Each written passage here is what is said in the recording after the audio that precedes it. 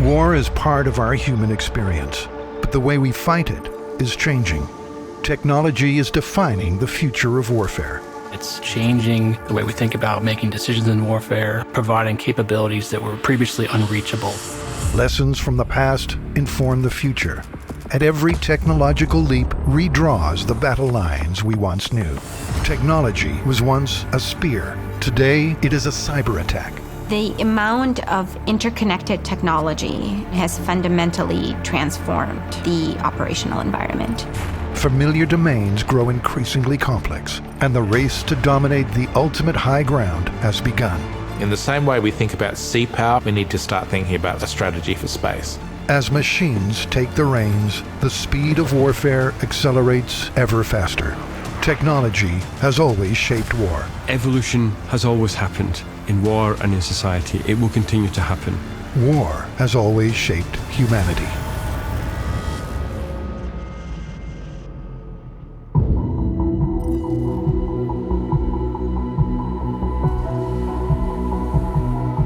Problem solving, learning, decision-making, and consequence are inherent to the human experience.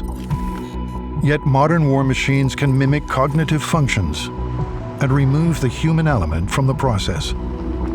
Masses of data inform algorithms, which in turn guide autonomous weapon systems to search or engage a target. As machines match and outpace human capability, the landscape of future warfare could be like nothing we've seen before. Will there still be a human element in future conflicts? Or are we destined for a future defined by artificial intelligence?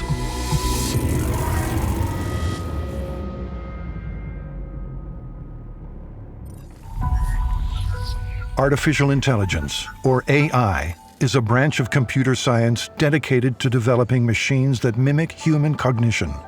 Machines that learn and solve problems. AI as it exists now is really just a deep learning, pattern matching set of algorithms that allow a computer to train itself on data from the environment and then replicate that. We might think of artificial intelligence as computer chess. I believe it's absolutely crucial to find out at what level machine can copy the decisions of the human being. Robots on the factory floor, smartphones guiding navigation. Artificial intelligence systems are incorporated into our daily lives.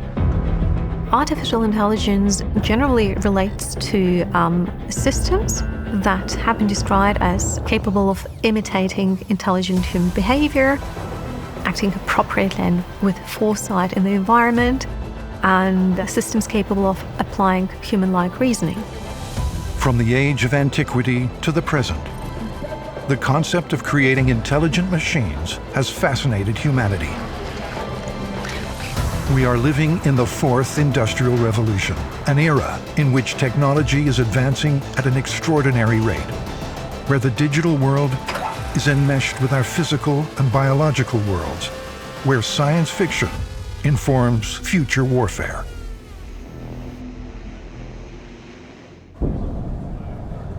One thing that it kind of always comes up in this topic area is whether or not the Terminator is coming. When you mention artificial intelligence, people go straight to the Terminator or HAL from 2001, A Space Odyssey. The reality is we're just not there yet. Every form of artificial intelligence at the moment is what's known as a narrow AI that's capable only doing a narrow range of functions within the algorithms and the data sets that it has access to.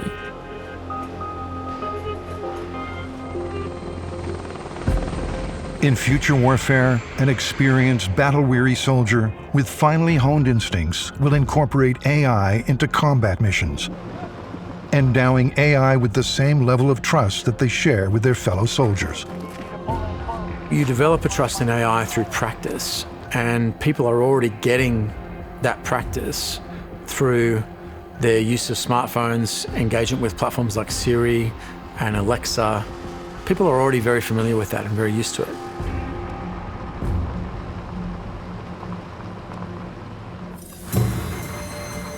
Artificial intelligence, already part of our modern life, has exploitable capabilities that militaries are leveraging in the combat zone. It can do things over and over. It's very accurate. It never gets bored. It doesn't need to sleep. AI is most likely to be developed and incorporated in what is often referred to as the dirty and dangerous tasks in the military. On the battlefield, for example, removing wounded personnel. So those kind of functions that are dumb or dirty or dangerous are very, very well suited to artificial intelligence. Why take 2, 3, 4 fit and capable soldiers to carry one of their colleagues off the battlefield if that could be delegated to a robot of some kind that could pick up and carry that person away? So that leaves you with your other functioning soldiers to continue whatever attack or defense is going on. AI in many ways allows certain skills that used to be the sole domain of humans to be outsourced or taken over by robots.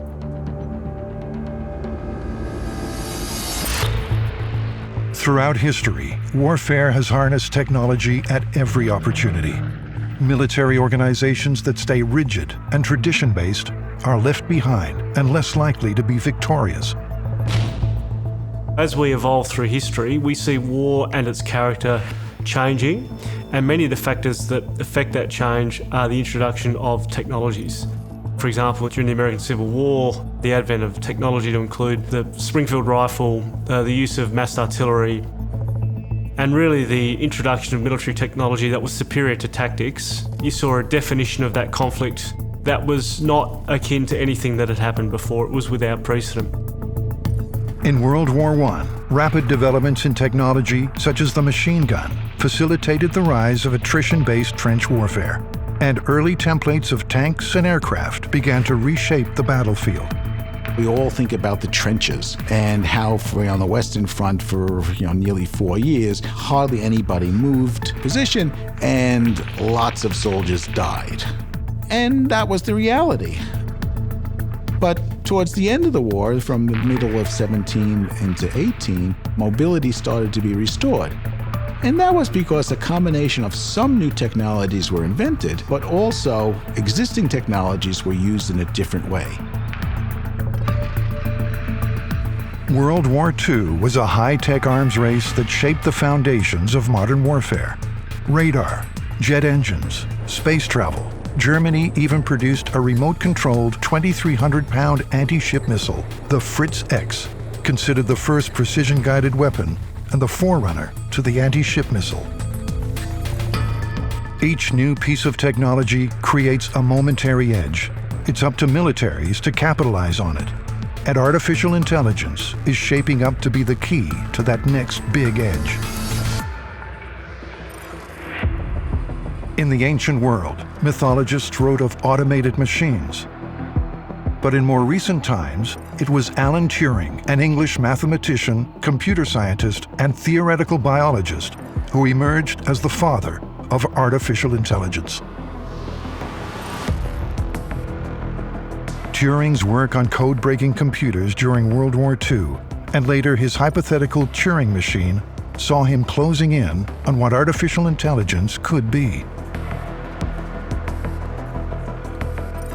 Turing's landmark paper, Computing Machinery and Intelligence, asked, "Can machines think?"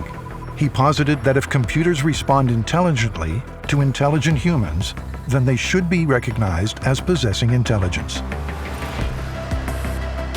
Alan Turing had died 2 years before the 1956 Dartmouth College Conference. At that conference, the term artificial intelligence was first coined by John McCarthy. Turing's legacy lives on today. The golden age of AI research had begun. If we think about the history of the U.S. Department of Defense involvement with technological developments, we have to go back to the 1960s and 70s. The 1956 Dartmouth Conference is recognized as the beginning of the Golden Age, which continued until the mid-1970s. But midway through that era, the U.S. government was suddenly forced to recognize that computer science had to be a big part of the future. then, USSR launched the space satellite, Sputnik. That was the first space satellite. Today, a new moon is in the sky, a 23-inch metal sphere placed in orbit by a Russian rocket. The United States was very much surprised by this event. Nobody was aware that this was happening.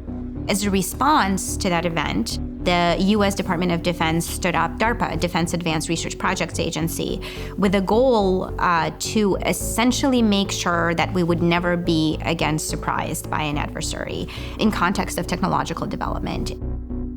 I shall propose a program of action, a program that will demand the energetic support of not just the government, but every American, if we are to make it successful.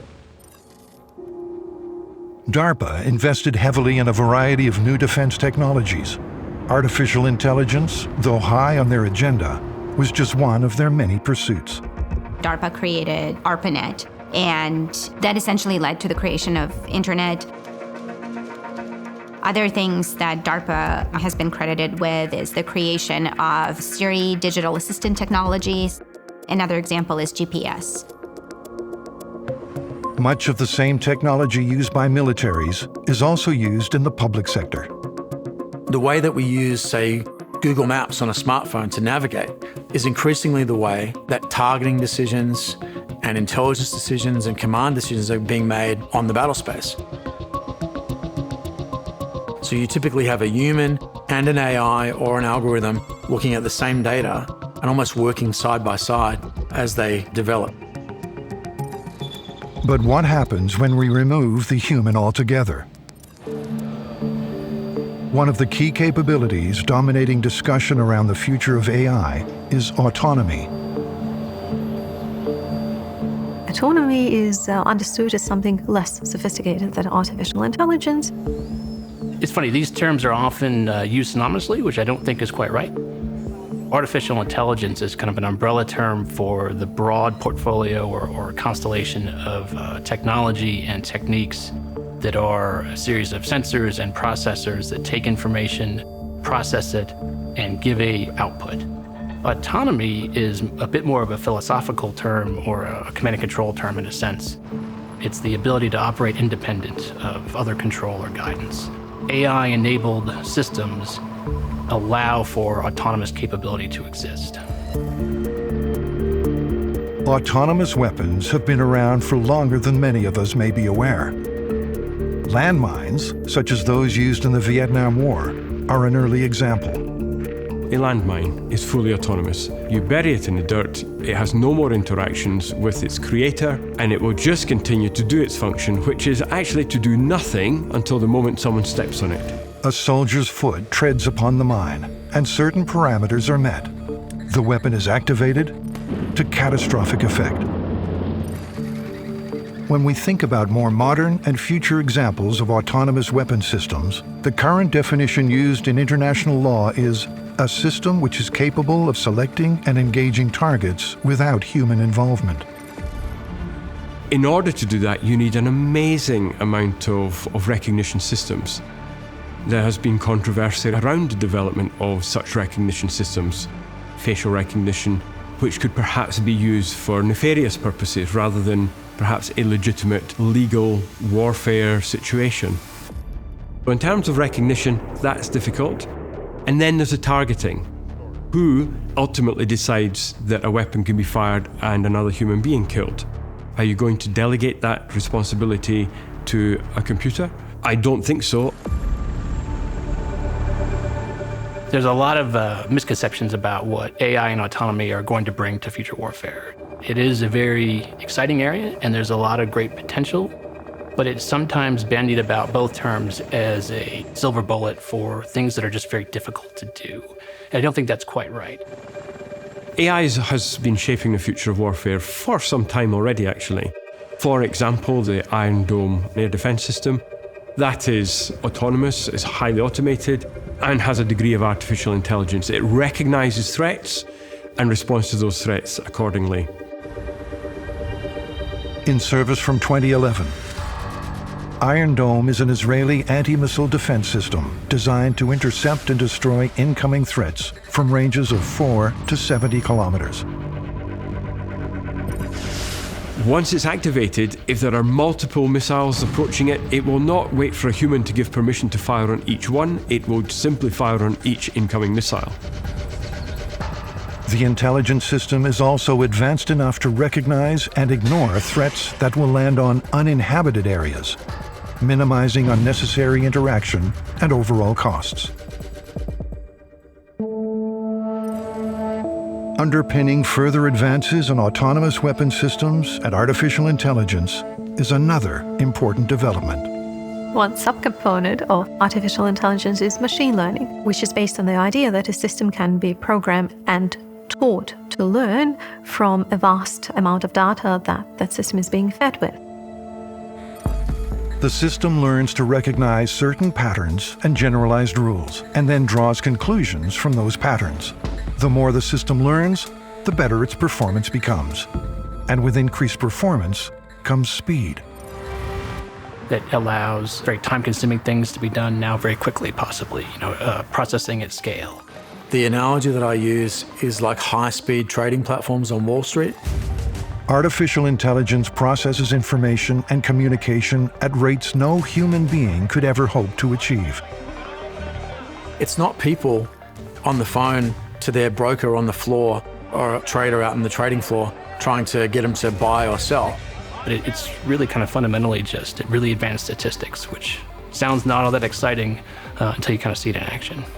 These decisions are made in instantaneous split seconds by algorithms, by high-speed, high-volume trading platforms.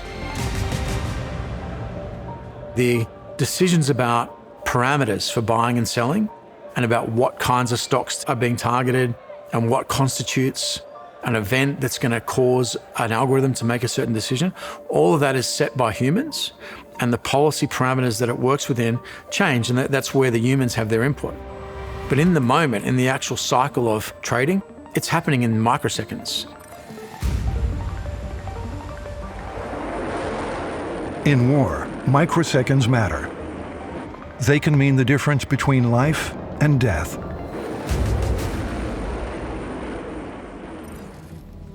In current technology, where there are humans out of the loop, it's in things like some of the defensive technologies we use around our capital assets. So we have machine guns that fire a very, very high rate of munitions to protect against an incoming missile onto a ship. That response, given the speed of the incoming missile, is automated. So it's coming in at Mach 1, and you've got 3/4 of half of 1 second to make a decision. And with artificial intelligence powering ever faster systems that outstrip the capabilities of man, how far are we willing to go when delegating decisions to machines? In terms of offensive operations and strike, if it's an algorithm versus an algorithm where we automate the strike, and it's an algorithm versus a human, that's not warfare, that's something else. And we need to understand what that is. If we go so far as to automate our offensive strike processes, it's at odds with our understanding of the definition of warfare, which is an intimate human activity, and in my mind remains the case right now.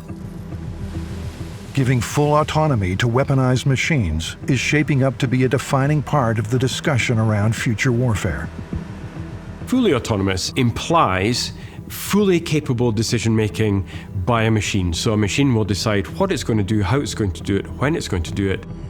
Do you just give them complete freedom to self-learn, or do you put constraints on the self-learning? In a war capability, that is often assumed to be, well, if it's fully autonomous, it goes out and decides who to kill and who not to kill. How autonomous systems are going to make those decisions is probably the great challenge in artificial intelligence. There is still a human on the loop, but there's not a human in the loop. The policymaker, or the commander, in a military sense, is going to be telling it which protocol to adopt. The air defense analogy, weapons tight, weapons hold, weapons free, they're all protocols. And the commander that says weapons free or weapons tight, they're basically putting forward a targeting policy that the system then works to.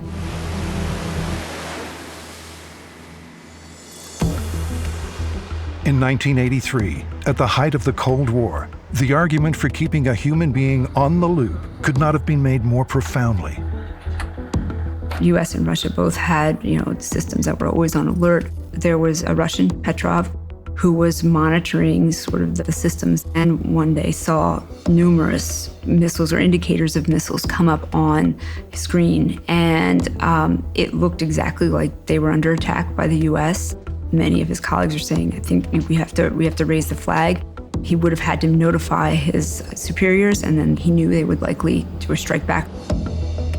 But for some reason, he just didn't think it was accurate. With apparent U.S. missiles raining down toward Russia, Petrov fell back on human instinct to make a calculated decision.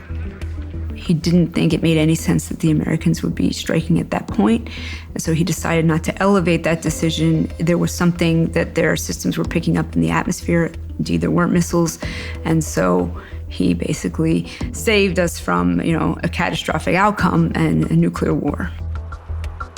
Defying protocol and declaring the system's indication a false alarm, Petrov's instinct-based decision prevented retaliatory nuclear strikes from NATO and U.S. forces. A nuclear war to end all wars was narrowly avoided. I think it highlights an important point here about human judgment. And I think anyone who's working in this field or dealing with autonomy understands that there's something extremely special about human judgment that we don't expect machines to be able to replicate anytime soon, maybe ever. If human judgment is truly unique, the answer to maximizing the potential of artificially intelligent systems in future conflicts may not lie in removing humans from the loop completely, but instead somewhere in between.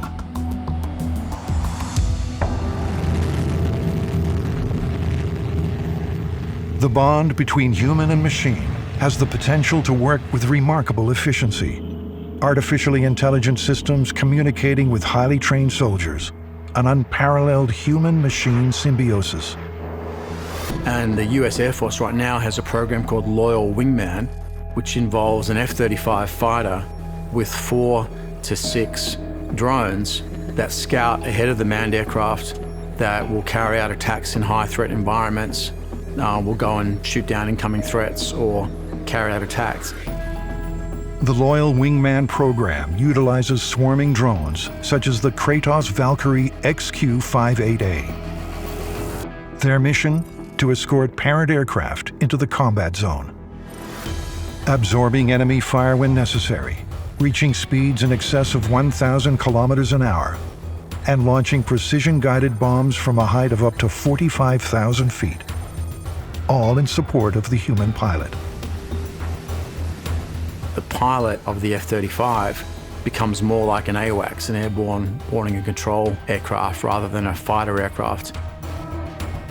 That's something that we haven't really seen before, where we're seeing a human and a machine teaming kind of shoulder to shoulder to generate a joint effect.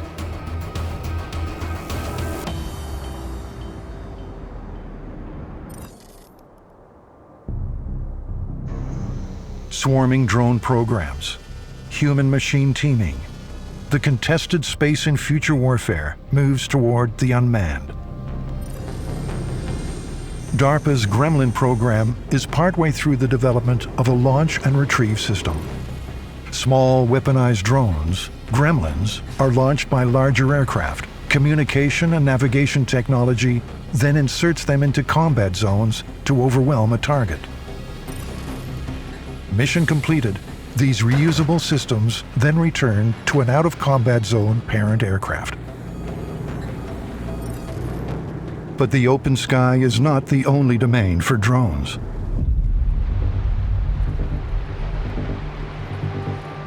Autonomous unmanned warships, using artificial intelligence, navigate vast open seas and scour the ocean floor for submarines. Like in the aerial domain, distancing the human has benefits. Allows complex operations to continue in environments or on missions where it would almost be impossible to send a human combatant into. The US Navy is in the process of acquiring a series of drone warships, which are not small boats. DARPA's Sea Hunter, launched in 2016, is one of these. Capable of speeds of up to 27 knots with a transoceanic cruising range, Sea Hunter is a fully autonomous anti-submarine warfare ship.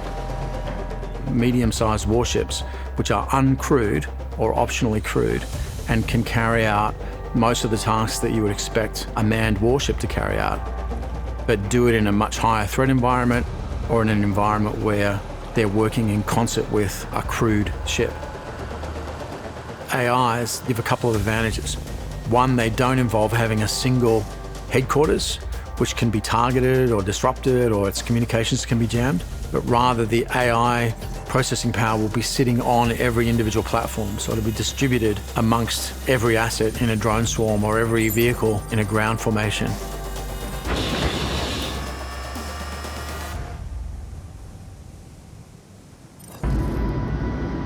The advantages that AI presents have set the stage for a global AI arms race. In warfare, the military that adopts new technology, that adapts new technology, always has an advantage, even if it's momentary. It's about 3500 BC. Some metal worker came up with the copper mace. It's, a stick with a ball of copper on the end. Not exactly what we would call high tech. The copper mace revolutionized war. Before you knew it, the people who had the copper mace at first, they went on to victory. But the people who were in their neighborhood who were fighting, the technology quickly spread, and before you knew it, everybody had copper maces. In future conflicts, artificial intelligence is the copper mace, the key to the next revolution.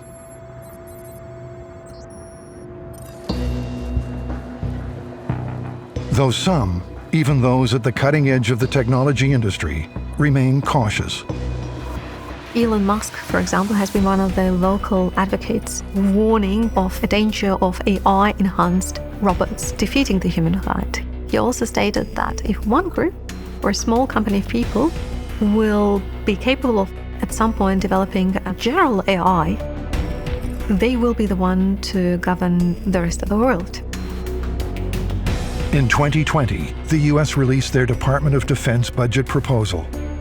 In it, they requested close to $1 billion to fund artificial intelligence and machine learning, as well as almost $4 billion to fund unmanned and autonomous projects. As militaries around the world hone in on the potential of artificial intelligence, visions of a first wave of robotic combatants being sent across a kill zone, or many small killer drones swarming a target, come to mind. But that is not the immediate future of warfare. And to a non-educated or a non-professional person looking at a future military in, say, 2030, it may not look superficially that much different from what we see now, but it may have precision and firepower and surveillance reach and processing speed and cyberkinetic capabilities that you would only dream of now. It'll require a different rethink on how we fight, with perhaps additional new technologies at the periphery. But the sunk cost in what we already have is not going to go away for 50 years. So we're going to have to learn how to play with what we already have.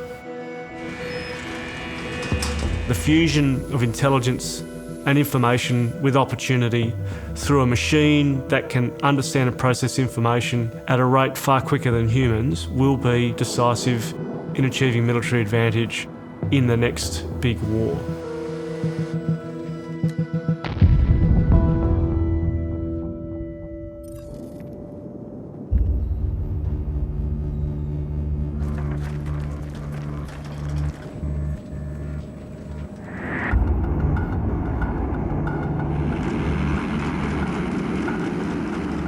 An event or series of events in 2018 illustrate the controversies around developing AI for weapon systems. The United States Department of Defense put out a call to industry offering funding for a company or companies to develop technology that would enable, say, a drone to recognize people or items on the ground, categorize them, classify them, and potentially target them, all without human input. Partnering with Google, the US Department of Defense sought to improve the efficiency of information processing. Project Maven was born. So in the context of Project Maven, based on the collective experiences of US military operations since the attacks of September 11, 2001, and the advent of drones, specifically in the context of intelligence collection and surveillance, the product of all that was a potentially unlimited amount of full motion video, much of it high definition, that still needed to be processed by humans in terms of being able to differentiate across that motion video between friend and foe. It's cognitive overload, really, is the situation we're living in now. The drones are collecting not just imagery, but all kinds of SIGINT. So you just have this massive pile of data coming in 24/7 from the aerial collection platforms, and there is no way to process it all. They are trying to adapt the artificial intelligence program so that they can readily sift out the useful bits and do the work that the human analysts have done. At the operational level, the ability to process data at large scale, at speed, really helps in areas of intelligence and logistics and operations. Maven sought to provide an algorithm to assign to each object. A computer could distill one algorithm, which could be a car, from another algorithm, which could be a person. Which is about developing facial recognition software, autonomous facial recognition software. So what might take hours, if not weeks, of analysis across hundreds or thousands of hours of continuous looped video could instead be filtered in a millisecond. That's Project Maven. But an existential crisis was brewing within the corridors of Google. Word was out that Google was involved in an AI program with the Pentagon. Google workers were concerned that their work interpreting video imagery using AI would contribute to improving drone strike targeting. 3,000 Google employees wrote to the senior management and said, "We are not happy that Google is involved with the US Department of Defense Project Maven." And so you can see now why AI is so attractive a proposition for the military, but also for countries want to insist on using the state as a way to monitor and surveil their own population. It provides a similar sort of opportunity. So if you could have an algorithm for every human being in a country when they're born, you could conceivably track them through an AI system in the physical sense for the rest of their life. Orwellian, but true. And certainly AI could provide the facility for that going forward. Deciding not to renew their contract with the US Department of Defense, Google updated their previous motto, "Don't be evil," to "Do the right thing."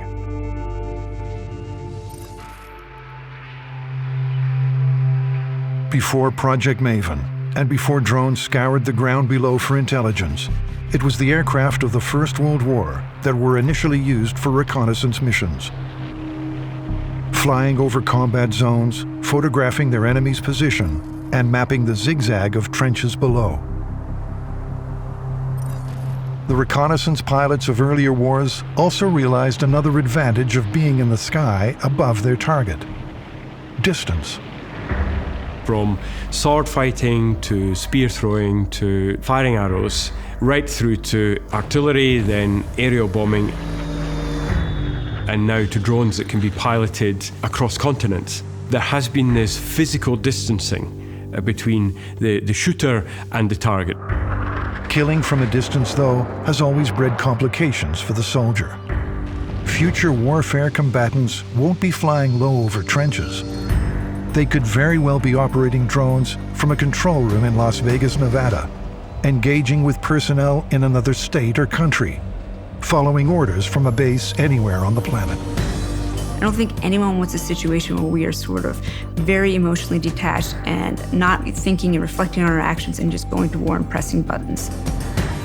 And the term PlayStation killer was brought about early in the 21st century to describe this expectation that it would be somehow just like playing a game. It's always the notion that it's just going to be pressing a button and going back and sitting on your couch, right? And you've blown something up. In the 1920s, the world's major powers came together to discuss banning the dropping of bombs from aircraft. They were concerned that killing from a distance was dehumanizing and unethical. The physical distance has got vast, but the psychological, visual distance, the emotional distance, has shrunk right back down to World War I or even pre-World War I levels. I call it the distance paradox. Physical distance has grown, visual, emotional, psychological distance has shrunk right back down to that of the early days of war. If you look at the use of drones and drone footage, some operators have never been closer. They're seeing things in HD.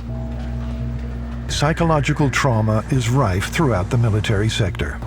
Drone operators are not exempt from it.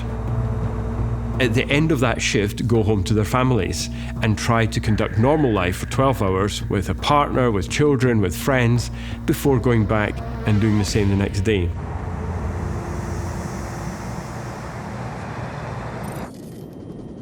In future conflicts, artificial intelligence might provide an opportunity for human emotion to be taken out of a kill equation if authority to make that kill was delegated to a machine.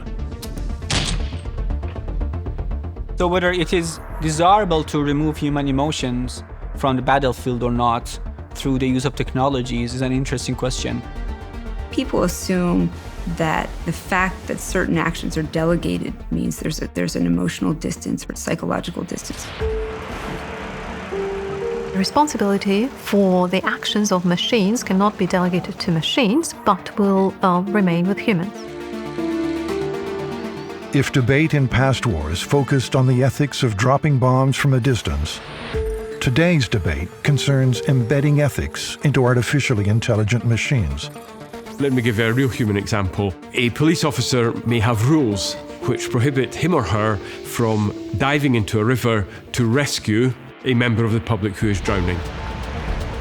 The result of that rule might be that a civilian dies. How do you program that ability to flick between one ethical approach and another ethical approach in machines? I think the ability to do that is one of the things that defines us as human beings. And I'm not convinced that a machine, any time in my lifetime, will be able to do that in the same way as a human.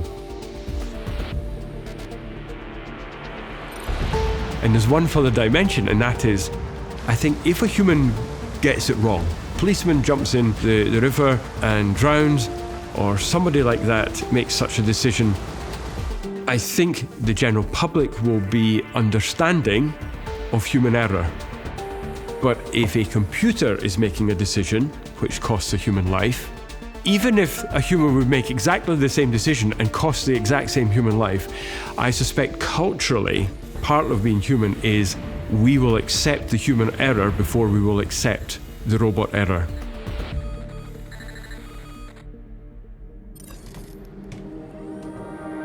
We want to interrogate the legal and ethical and moral elements of that construct and make sure that it does actually fit with our values and with who we are and how we want to operate in the space.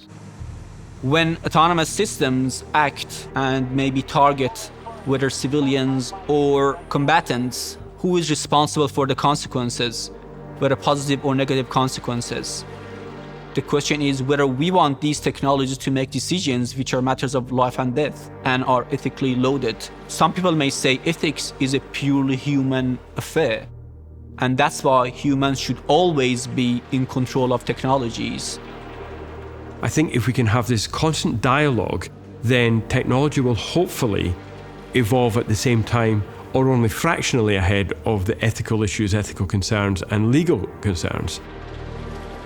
It's important for us to think about the ways in which our existing ethical principles can still be applied, even in worlds that are quite different from the world in which we live now. If the legal considerations and the ethical considerations, which is about is it right rather than is it legal, we are more likely, I hope, as a human race, to work our way through in a way that does not become overwhelmingly harmful or out of control. There's some who would say Dignity matters no matter what. That's the primary objective. And therefore, if a machine is killing and there's not a human operator in the loop, that's undignified. By removing the human emotion, we are going to lose both of them. We're going to lose all the negative emotions, such as fear, but also emotions which could also be creating positive cultures, such as empathy. Part of that dilemma between accepting human error and machine error, I think, are human emotions like empathy. Because if I make a grave error that costs a life, no matter how painful it is for the family, and I may even go to court and jail depending on what I've done, if I have a full range of human emotions, then it's likely that I'm going to suffer in some way internally, guilt, conscience. But a machine does not have guilt or conscience or empathy. Those factors are some of the reasons why people will not accept a machine error quite so readily as they would accept a human error.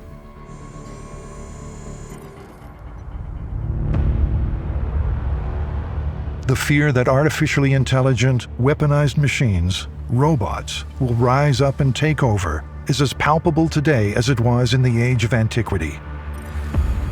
When Greek mythology told of the bronze automaton Telos, created by Greek gods to protect a Cretan princess. Science fiction and popular culture has influenced discussions around AI and particularly drones for at least the better part of a decade that I've been personally involved in public debate around this.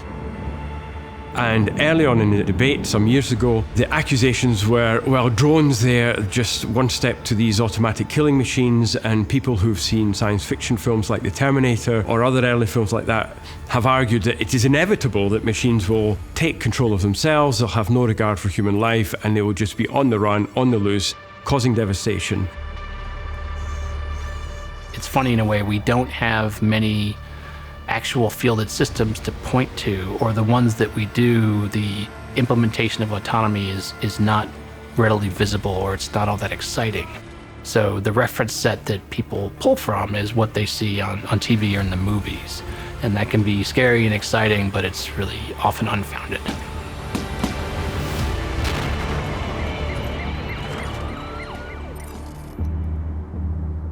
Groups such as the Campaign to Stop Killer Robots have pushed for United Nations action to ban the development, production, and use of lethal autonomous weapons systems.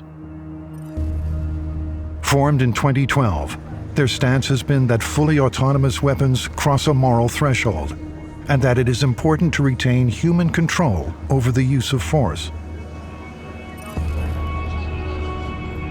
In 2015, an open letter from the group warned of the dangers of lethal autonomous weapons, stating that if any major military power pushes ahead with AI weapon development, a global arms race is virtually inevitable.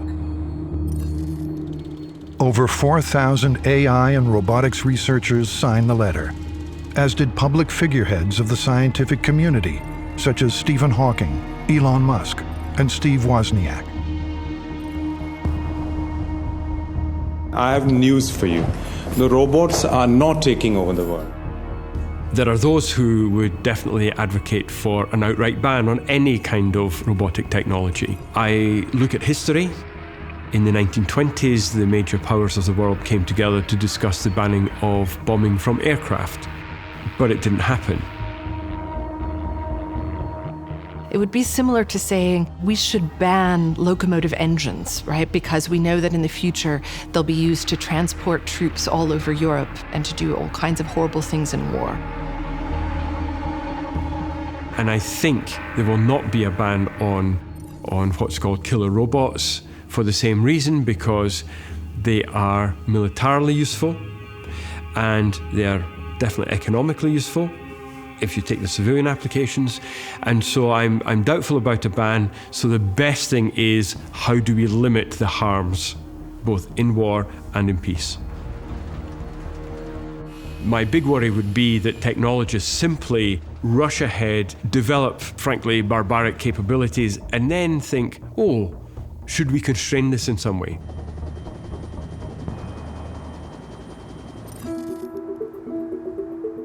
it's hard. Testing and evaluate these systems are challenging. So I don't think we'd want to use a system that we couldn't evaluate to some level of confidence. And then there's the notion of trust that to me is one that's more psychological or emotional.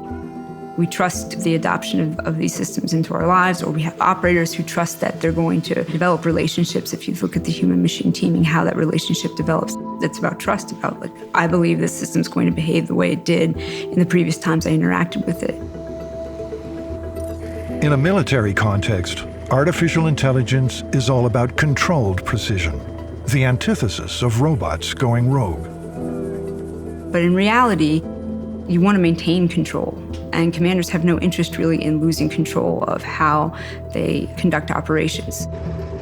That's a big misconception, that AI is about losing control. I think you can have autonomy in a system that actually is not about you losing control, but actually maintaining more control maybe. Militaries have a term called command and control, and that's literally what it is. It is the attempt to control complexity, to control violence, to achieve an end. In many ways, one of the ironies of this larger debate is an assumption by various campaigns or groups that want to ban AI-enabled weapon systems. They have this ingrained assumption that militaries want to have an uncontrollable capability, which really just doesn't make any sense to folks who actually work with the military. There's a desire and a strong push to maintain effective control, because that's how you achieve your political ends.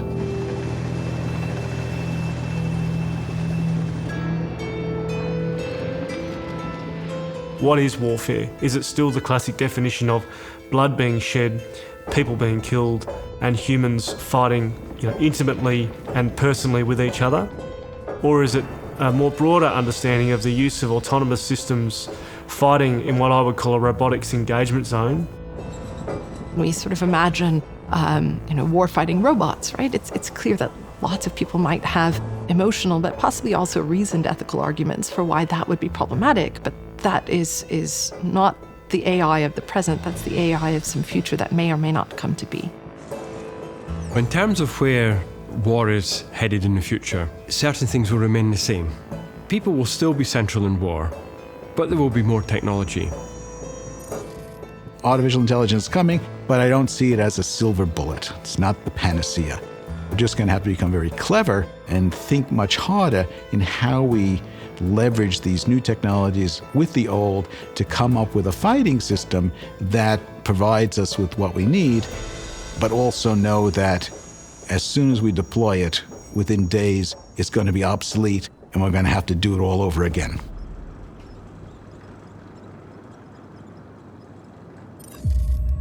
Artificial intelligence is part of the emerging revolutionary technologies that are transforming future warfare. That transformation will be profound. The character of war forever altered. The fourth industrial revolution really is the hyper-connectivity that is being fostered through society, through commerce, through military institutions. Disruptive technologies, whether it's artificial intelligence, robotics, Generation 2 space-based capabilities, material sciences, synthetic technologies, are very much changing not just the nature of national security activities and military operations, but they're changing the globe. Just as we saw in the first industrial revolution where steam changed the world, these technologies literally are changing the world around us, and they're changing the world at a pace that we have not seen for a very long time. Change is coming. It will be driven by artificial intelligence. It is up to humanity to keep pace with it, so that together we decide our future. The big challenge and the big lesson is, if there is to be more technology, if there's to be more artificial intelligence, that we need to keep the human in there somewhere, because without the human in war, it truly becomes inhuman. And that is a future that we should all want to avoid.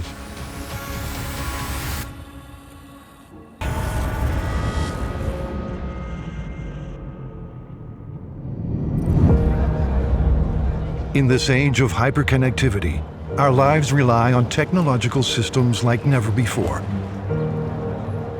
We are entangled in the tentacles of the internet, and our data is prone to invasion. conflict now happens in the virtual domain, where the push of a button beats the squeeze of a trigger, bringing disorder without a single soldier setting foot on the ground. The future of warfare is cyber.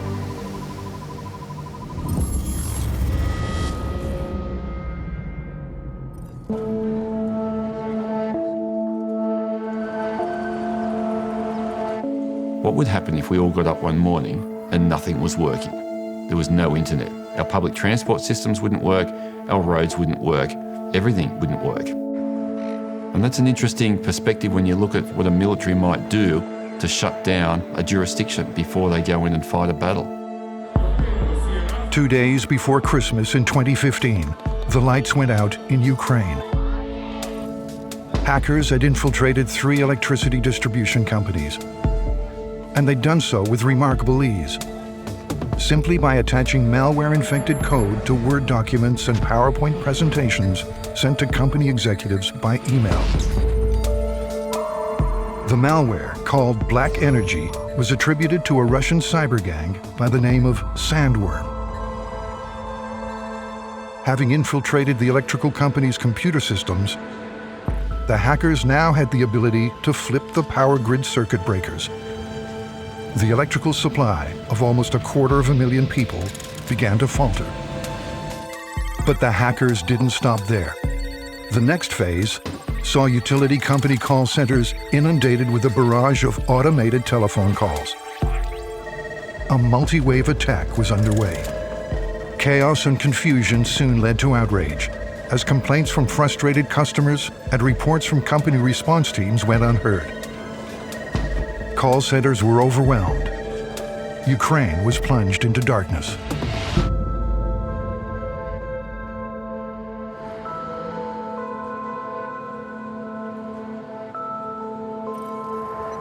When light shone again in Ukraine, a new realization dawned. It was the first documented time a cyber attack had directly targeted and taken down a nation's power grid. The border between the physical and the digital had been broken down. In 1969, the first message was sent across ARPANET, the Advanced Research Projects Agency Network.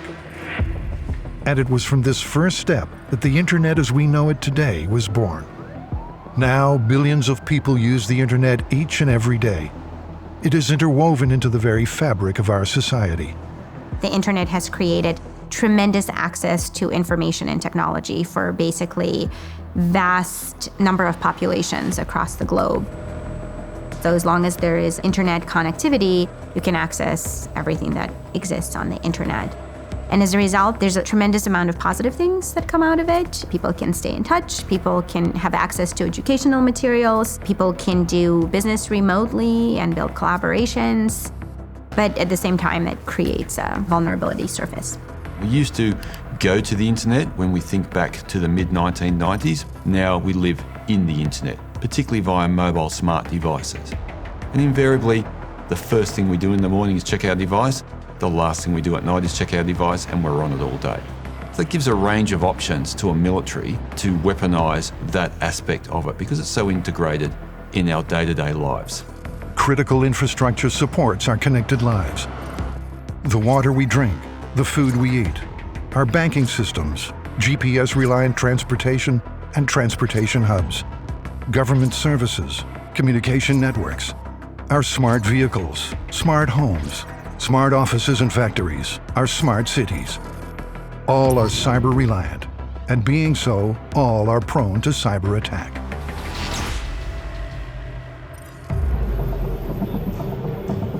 We have spent the last 20 or so years really focusing on development of new technology.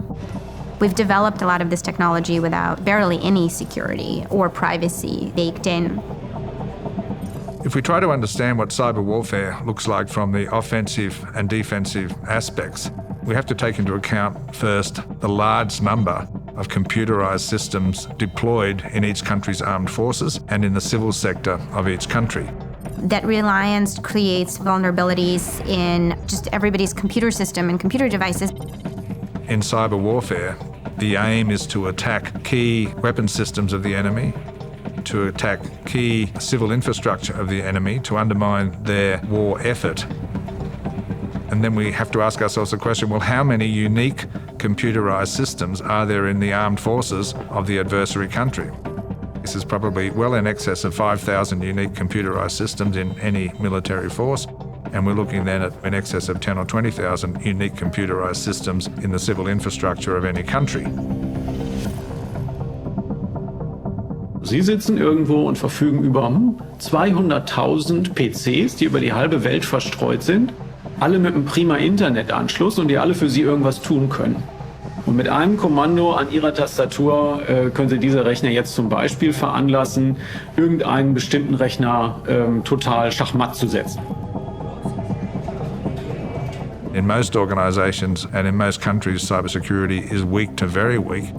And this gives huge potential for an attacker in cyber warfare and imposes huge burdens on the defender. The amount of effort that it takes to secure a computer system essentially continues to grow exponentially, whereas the amount of effort to penetrate a computer system is linear because all you need is one vulnerability.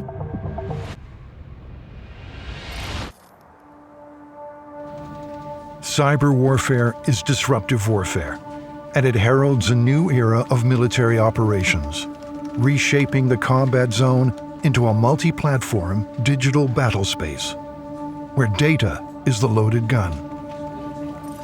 It can enable whichever side you're on. It can also disable whichever side you're on. So it really is the length and breadth of every aspect. It allows you to manifest organisations that may not have existed before because the connectivity between the air, sea and land forces is potentially very, very tight, and you're able to command operations and make changes in much more quicker timeline than has been possible in the past.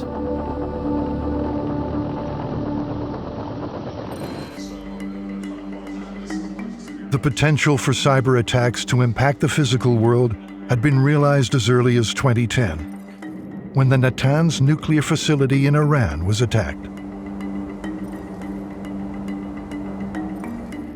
A malicious malware computer program, Stuxnet, often referred to as a worm, had infiltrated Iran's nuclear enrichment facility. Someone physically brought in the code, and we don't know how really that happened. There's been suggestions of a USB thumb drive just being plugged into the front of a device. Stuxnet was a malicious computer worm that is widely understood, although not confirmed, to have been an American and Israeli operation deployed in an Iranian nuclear reactor. Undetected, the Stuxnet worm worked its way through the facility's industrial control system. Once the code was injected into the facility, we saw that the Siemens control systems spin out of control and subsequently not work anymore. Stuxnet took out 1 in 5 centrifuges at the reactor where it was deployed. And you think previously that would have been possible only through bombing or inserting people on the ground. Like a scene from a spy movie, the Stuxnet worm also secretly recorded daily operations within the facility, playing them in a loop to plant operators, convincing them that nothing out of the ordinary was happening.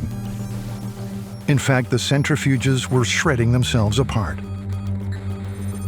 Between 2009 and 2010, close to 1,000 centrifuges in the Iranian facility were destroyed. That really resulted in the Iranian nuclear project being set back, some months, potentially some years. I think really it goes to show what can occur using a line of code to actually break something physical. The success of Stuxnet at the Natanz nuclear facility shifted the shape of traditional war methodologies and conventional military operations. This notion of cyber attacks and notion of cyber warfare has evolved quite significantly over the last few decades. I'd like to frame this in context of diversity of cyber attacks. Traditionally, the notion of a cyber attack was focused on attack on essentially a computer system. So attacking computers' networks, hard drives, operating systems, etc.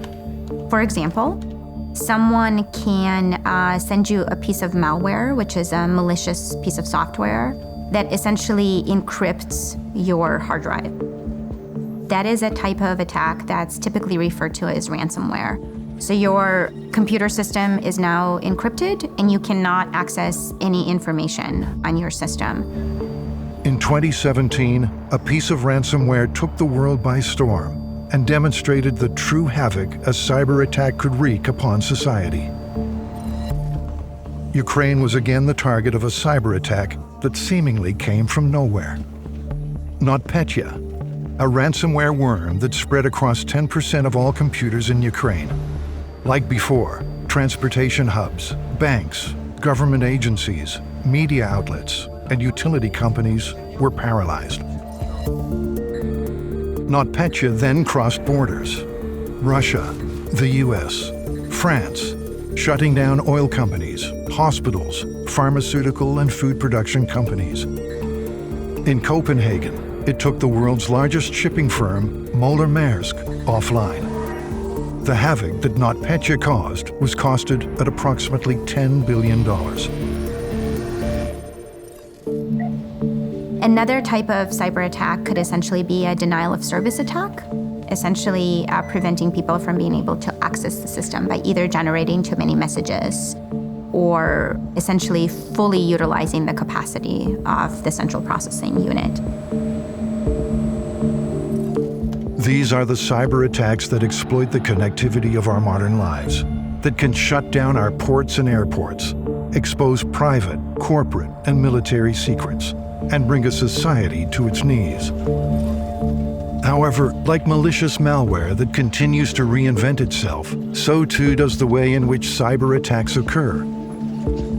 We use the term cyber everywhere, but really it's information security, which is at the heart of what we do. And so in a future theatre, how you shape the use of the information, whether that's winning the hearts and minds of people, whether that's being disruptive to your enemy in their use of information, and everything in between. And it's the shaping of information that leads to some of the most insidious forms of cyber warfare. Cyber warfare is information greedy. It feeds on and manipulates our collective consciousness. One person's truth is another person's fake news, and the difference between can be exploited. Populations were once bombarded with propaganda dropped from planes above. Today, our cyber world connects us to the infinite and immeasurable influence of others. Probably in the last 5 to 10 years, the notion of information warfare has really emerged as another dimension of potential offensive or defensive cyber capability.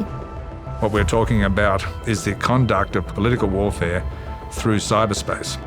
It's really the activity of one set of political leaders trying to do something quite nasty and quite serious to another country or another set of political leaders.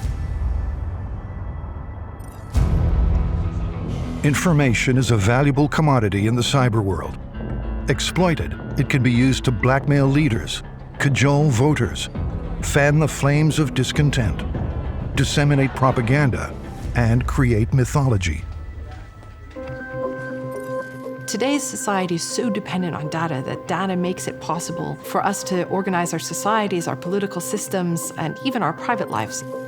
In the lead up to the 2016 US presidential elections, the British firm Cambridge Analytica unlawfully mined data from 87 million Facebook users. With this data, Republican presidential candidate Donald Trump's campaign team used psychographics to map voter personalities based on opinions, values, interests, and more, which then allowed them to surgically target Facebook users with carefully sculpted advertisements for political gain. Do you think that you have an ethical obligation to notify 87 million Facebook users? Senator, when we heard back from Cambridge Analytica that they had told us that they weren't using the data and had deleted it, we considered it a closed case. In retrospect, that was clearly a mistake. The Cambridge Analytica scandal, where essentially a lot of the private data was used to target election resources to private citizens. And it wasn't obvious to the citizens as to what was happening. Social media has become an integral part of our lives. It connects us, entertains us, and it also informs us. The Cambridge Analytica scandal highlighted just how important our personal data really is, and just how much of it was being passed around behind the scenes. But when it comes to social media, it's not just our own information that matters. The information passed down to us is just as important too. If you can master Facebook, Instagram, and Twitter, then you've got 90% of the market covered. We look at the various ways that cyber has shaped our environment, and it's particularly where we get our news sources from now. So because we have a couple of dominant sources, if you want to radicalise people, and it's been proven in the past, you start winning those hearts and minds via that way, and you start getting your messaging out there. And when people just go to that one place for news, they're going to start believing that to be the case. We've created this environment where things like misinformation, disinformation, and propaganda can be amplified through the scale of the communication technology. We essentially are at a point where there's a potential to compromise freedom of thought. If someone's very much interested in manipulating how you think, they have access to a broad amount of information around you. It has just existed out there. Privacy is just recently now becoming a concern, and neither regulations nor technologies are keeping up with the potential space of vulnerabilities. Information warfare can be understood as either that narrow cyber domain or what's emerged more recently around the political warfare that countries like China, Russia, and the United States are actively engaged in. Something that intentionally creates misinformation, so false information. Things that are more formally malicious, where there's a malicious intent, where there's a desire to change people's minds or create confusion, can be another type of an attack. Leveraging interconnectedness of infrastructure to manipulate populations into thinking or acting a certain way. States or non-state actors that want to use information warfare capitalize on the idea that if you can disrupt a society from within by creating more factions, by creating more conflict between parties, you'll be able to prevent that other society from responding effectively to you, either to your political threats or to your military threats. So they're relying on the assumption that a breakdown in social trust is beneficial to them.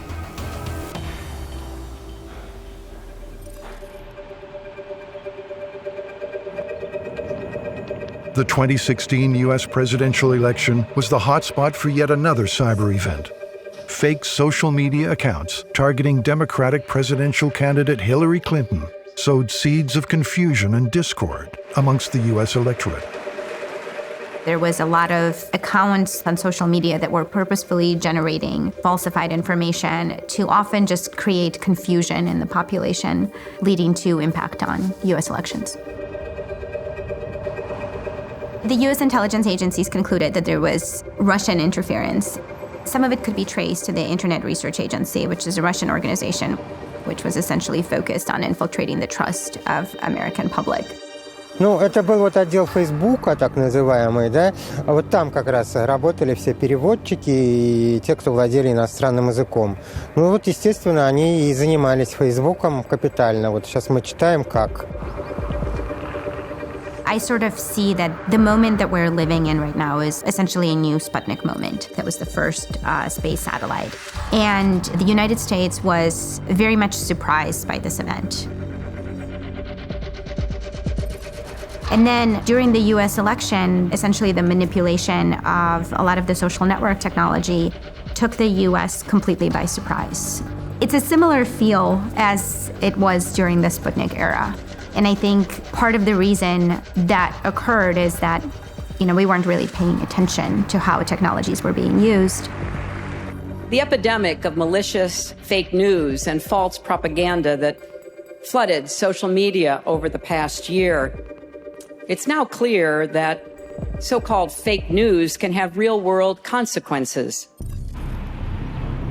Governments, militaries, and civilians have come to understand that technology can be used to mask the source of real threats, distracting us with the trivial, the cute, the scandalous and conspiratorial, while military maneuvers take place. There's technology layers underlying a lot of the threat surface. An understanding of technologies is vital to understanding the threat landscape. But really, to understand the threat, you have to understand the geopolitics and the human interactions with it. The Russians, the same as everybody else, seem to have expected Hillary Clinton to be the incoming president. And what they were trying to do, as best we can work out, was generate disruption and chaos for a very limited period of time in order to allow them to move in the physical domain in a number of places around the world. Through November and December of 2016, Russia showered Syria with heavy air and cruise missile bombing. Their objective? To drive out anti-government rebel forces in eastern and southern Aleppo, Syria. So if you start a clock at the moment that the US election happened on November the 8th, 2016, in the next month, the Russians moved in and captured Aleppo city in Syria. They then immediately launched an offensive into eastern Aleppo province. And at the end of that month, they launched the Advika offensive in Ukraine. All of that happened in a 2-month period after the election. All of it had to have been prepared at least 6 months out. In Ukraine, several months before the Avdiivka offensive began, an online military forum popular with Ukrainian military personnel had heavily promoted an Android application, claiming to vastly improve the data processing speed of D-30 howitzer field guns. The field guns used data for targeting. The speed would be reduced from minutes to seconds. Huge numbers of Ukrainian artillery forces installed the app without a second thought.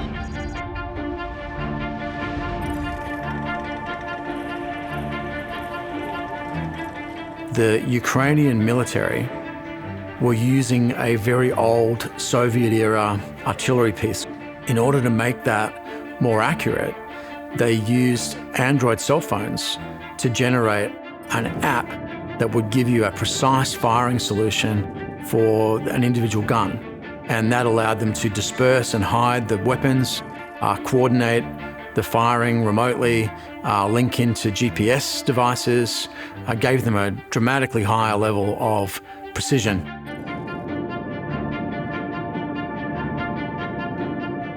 Little did they know, the application had been implanted with malware known as X-Agent.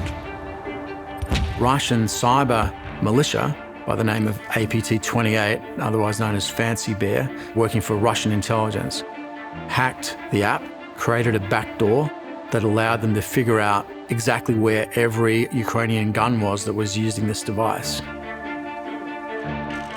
So as pro-Russian rebel troops surged toward the stronghold area of Avdiivka, a cyber attack was already underway.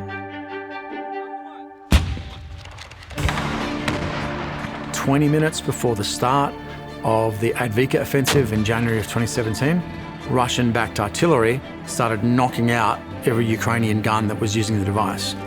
So they coordinated a cyber attack with a social media campaign, with a physical attack, into a single unified operation in order to achieve a lethal physical effect on the ground. So it's kind of like a 1-2 punch, right, where you've got a cyber operation that positions you for your next move, which is physical, and that then sets you up for your next cyber move in a sort of integrated maneuver.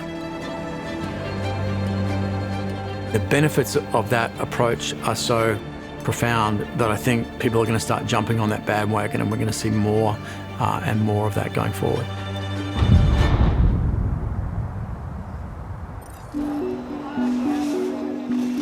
cyber technology is advancing at an exponential rate. As cyber warfare capabilities are realized by more and more adversaries,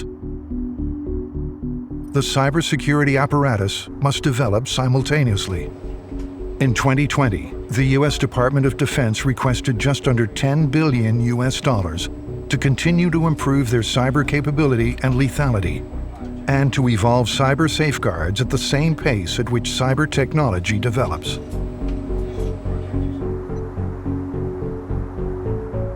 The United States is the wealthiest, most scientifically advanced country in the world. It has the best cybersecurity capability in the world, but it's admitted many times that it's largely incapable of defending itself in cyberspace, in conflict. The technical literacy of an average warfighter really needs to increase to match the capabilities that exist. This is something that there's a lot of discussions, certainly in the US military, about the need for training to keep up with availability of technology. Technology training, cybersecurity training, fundamentals of a lot of the technologies really need to be included in essentially military training.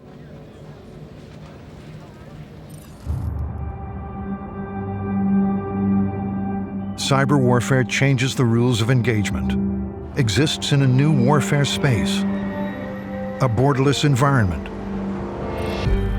making it difficult for friends or foes to determine both how to engage in or respond to a cyber attack. If we think about the more traditional warfare, sort of the kinetic engagement and things like nuclear positioning, space positioning, etc., there are significantly more geographic boundaries. The key thing about interconnectivity of today's world, and essentially reliance on interconnected systems that reside in the virtual space, these are essentially borderless environments. It's almost impossible to imagine two states going to war and fighting the war exclusively in cyberspace. It won't be limited exclusively to cyberspace. There'll be a whole range of kinetic activities going on. There'll be economic warfare, there'll be cyber warfare, there'll be information warfare, there'll be traditional kinetic operations as well. It's going to have to change the organisations that we currently have across defence entities. We are still very heavily armies, navies and air forces. But in the future, as we go down this path where we need to undertake more influence operations and operations in the non-physical space, we need to rebalance our organisations.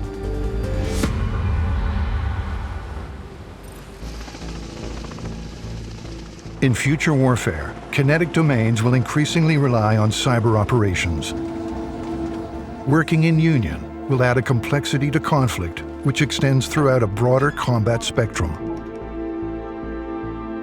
When we think about cyber warfare, about a decade ago, many cyber warfare theorists were focused on cyber warfare as if it would be kind of a standalone form of conflict. What we're seeing now is actually something different. Rather than being a standalone, separate form of conflict, what we're seeing is that as a force moves into a physical fight, it's not only operating in the land, air, electromagnetic spectrum, maritime environment, but it's also operating in cyberspace. Cyber warfare is really this combination of all these different techniques of warfare that we've been used to over time, but with this very new powerful asset added. So in a major political crisis or real war between two major powers, one country will try to hit another country in such a way that its war effort almost stops dead on the spot. What we're looking at is wide-ranging, what's called in the literature, cyber paralysis. I would suggest that in the context of how we understand military domains, typically and classically defined through land, maritime and air, increasingly the character of war will speak to the cyber domain and the space domain. And I would submit to you that any future military operation that doesn't account for itself on these non-physical emerging domains will lose. So the idea is, in peacetime, develop as many weapons packages as you can to attack any vulnerable system that the enemy might have, especially attack their command and control, with the expectation that not all of those attacks will succeed, but with the intent that they'll be sufficiently focused and sufficiently targeted to have a very big retarding effect on the ability of the enemy to actually even get to the start line, it's called, of combat.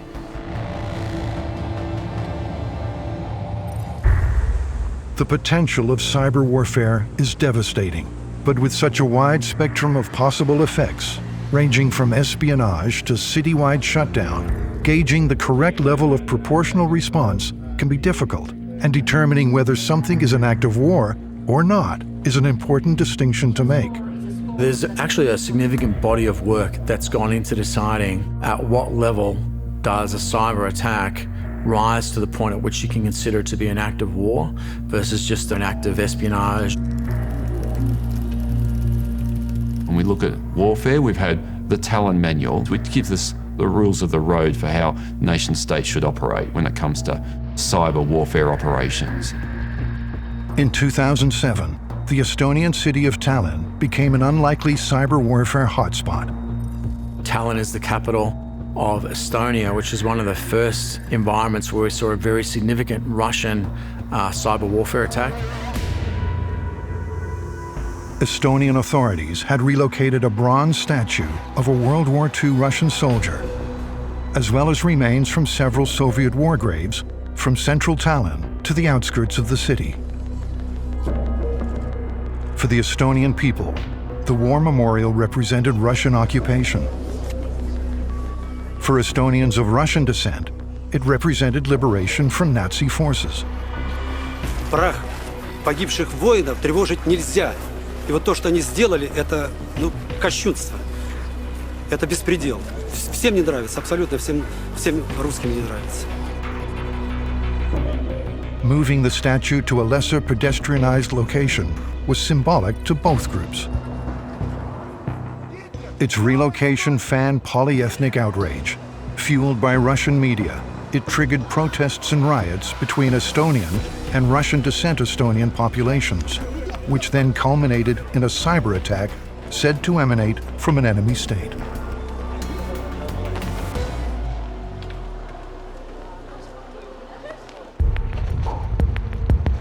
The cyber attack disabled Estonia's highly dependent digital infrastructure. Government websites, banking, and the media industry were hit hard. Detecting an attack is not the hard part. The hard part is attributing responsibility for that attack to a particular actor and then figuring out what that actor's intent might be. And that's extraordinarily difficult. And I think something that we're going to see more of as a problem set as just the access to cyber capability grows. Estonia was quick to pin blame on Russia. Its foreign ministry produced a document linking Russian government internet addresses with the attack. Russia has repeatedly denied involvement. When the Estonian cyber attack took place, a new form of warfare was launched. Non-state actors could strike unnoticed, with no need to insert militaries and equipment. As the burgeoning threat of cyber warfare grew, NATO quickly stepped in to independently assess and report on the Estonian cyber attack. The massive waves of cyber attacks which have hit Estonia's websites are a security issue which concerns NATO. Therefore, ladies and gentlemen, cyberspace must be protected just as we protect land, air, and sea. Barely a year later, during the European summer of 2008, the Republic of Georgia, a pro-Western neighbor to Russia, fell victim to a series of cyber attacks that disabled government websites, crippled banks, communications, and transport companies. The cyber attack created an informational vacuum, allowing Russia to control the war narrative and smoothing the pathway for their invading forces.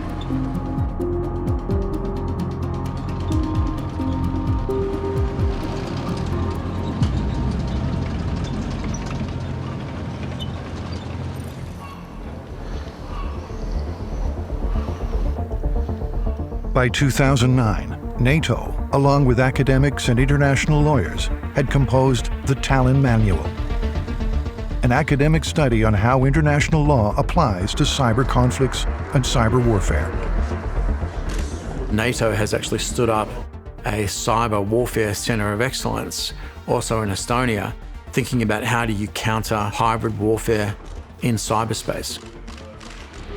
Generally speaking, an attack on a state entity that involves or could involve loss of life or serious injury, or could involve damage to a major state asset, could potentially be considered an act of war.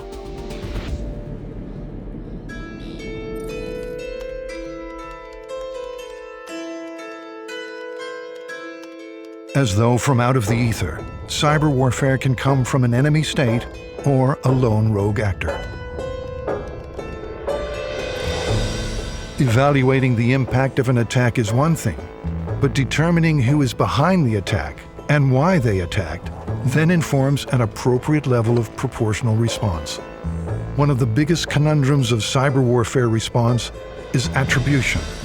Determining who is responsible and where a cyber attack came from can be like trying to retrieve a needle in space. And a retaliation on the wrong target could be calamitous. It's an incredibly difficult technical problem because it is difficult to disambiguate what is the actual origin of a particular attack. What we don't know in all of this is those cyber hubs and where they're based.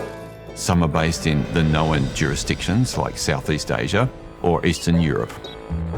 We don't know the proxies behind those people. Yes, there can be that person in the basement that's just having a go and having a crack. But we don't know whether they've been enabled by a state or they just learnt themselves, or there is a proxy in the middle there for someone else in a hands-off environment.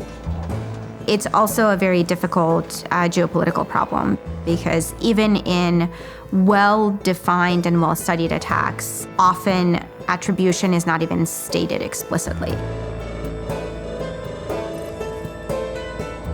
Cyber attacks leave no spent munitions, no military equipment, no dog tags to identify dead soldiers. We are now in a period where non-state actors can deliver devastating blows to the economy of the most powerful countries in the world. Self-recruited ad hoc networks that aren't beholden to any state, that are sort of free-floating and willing to do their own thing in the service of a particular ideology. We don't really necessarily have something that's equivalent to like a cyber DNA where you can identify a piece of information that's going to directly link to a particular state or a particular individual. The attribution dilemma complicates the cyber warfare landscape and nullifies traditional ideas of deterrence strategies.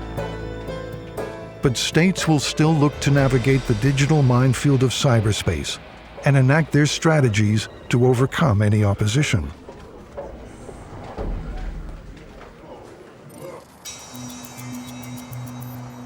In 2018, in response to the need for states to attribute cyber attacks, the US and its allies launched persistent engagement and the Cyber Deterrence Initiative.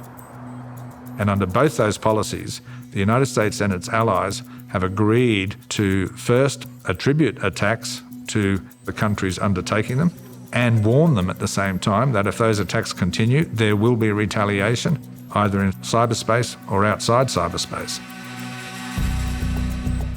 The United States, in its 2015 Law of War manual, has said that it's okay to respond to a cyber attack with a kinetic response. As long as the kinetic response is proportional and necessary, that's okay. There's a recent example that suggests they believe the opposite is true as well. So you could respond to a kinetic hard power attack with a cyber attack.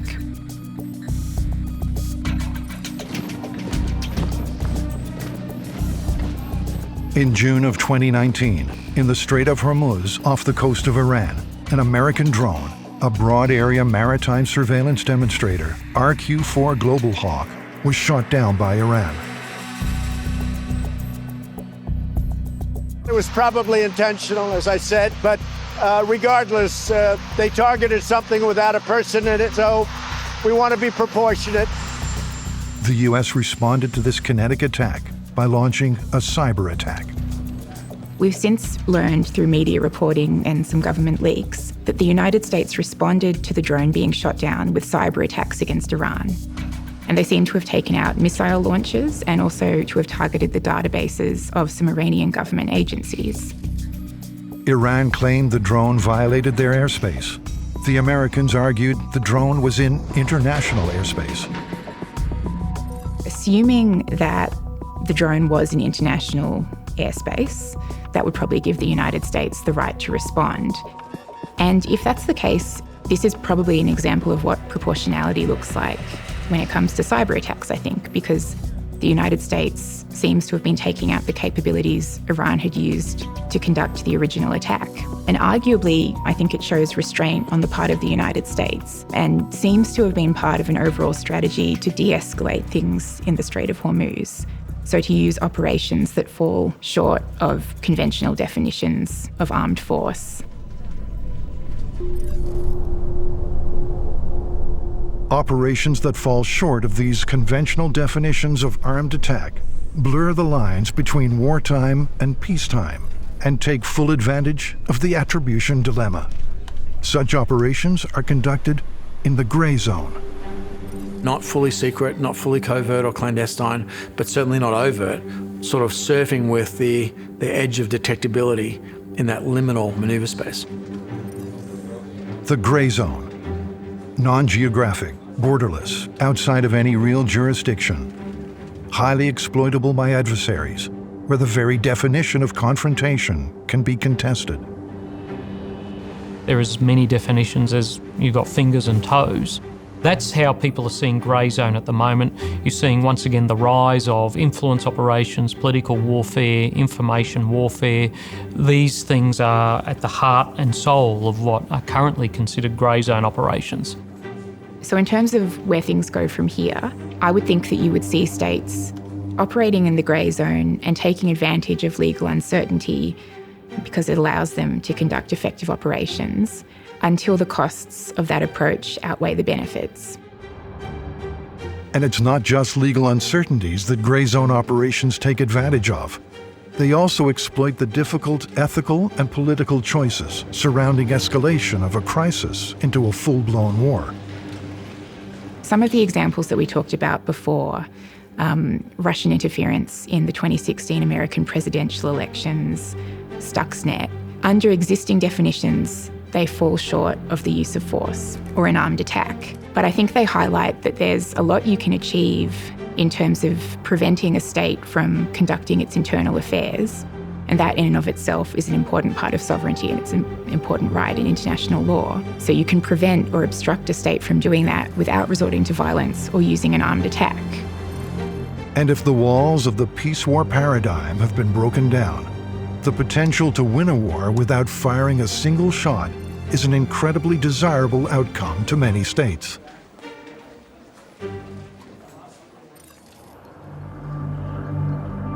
Cyber warfare can balance the scales of traditional military power, placing power back into the hands of the underdog. It has incentivized countries that were once considered not particularly cyber literate to rush toward enhancing their own cyber capability. Many of the countries that you might think are not particularly significant military threats are actually quickly becoming cyber superpowers. You don't need a huge amount of resource to generate very significant capability. North Korea is a great example. It's put a lot of effort into cyber warfare. The Chinese have very capable cyber troops that were stood up in the early 21st century in response to their lessons learned from watching us in the period since the Cold War. What we're seeing is that boundary between peacetime and wartime is evaporating. We've seen the fact that new cyber military capabilities and information warfare capabilities have opened up a new space of political conflict between countries like China and the United States, between Russia and the United States. Cyber capabilities have opened up a new arena of conflict below the level of armed conflict. Revelations that have come out in September 2019 about a cyber attack on Australia by China Russian interference in the United States presidential elections in 2016. There's some kind of contestation going on there. If the idea of international law is that relations between states will be stable and predictable and peaceful, there's probably something about those attacks that we would want to prevent or govern or mitigate in some way. If I were to make one prediction about how cyber will impact the future of warfare when it comes to international law, I'd say that certain states are going to reach a threshold where operating in the grey zone becomes really uncomfortable. And there's a collective recognition that operations that technically fall short of use of force or armed attack still have tremendous disruptive potential and probably need to be regulated as some kind of breach of sovereignty or interference in the state's affairs.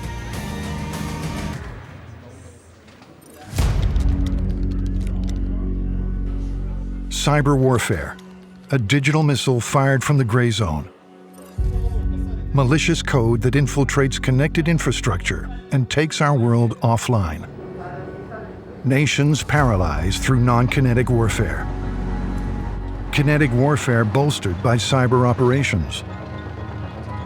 Cyber warfare is everything while pretending to be nothing. Unseen, malicious, crippling, and costly. Transcending the other warfighting domains.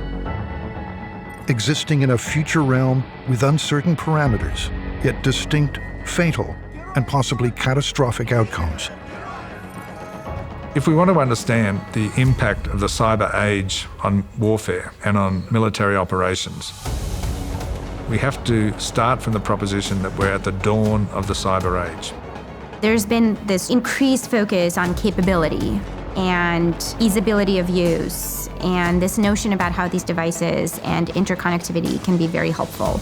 The digital and the physical are integrated. They have become overlapped and intermeshed, and separating the two now is almost impossible. What will happen in 10 or 20 years will be very different from what we've experienced in the last 5 to 10 years. We have gone too far in our reliance on the technologies that have emerged from the digital age post the Second World War. If you sought to untangle that, that would be like untangling humans having cats and dogs as pets. You know, we've got so much history there that untangling humans from digital technology now, I think, would be very much the same. Cyber warfare will shape the warfare of the future and the future of humanity. It's up to us to determine the shape of all things to come. We can't judge the future of warfare against what we've read in newspapers or what we've seen on TV channels about this or that single cyber attack. The future of warfare is for multi-wave, multi-vector attacks against civil, military and community targets on a scale not imagined ever before. It's never been written about in books. There is no book. So look to the future. Don't judge the future by the past.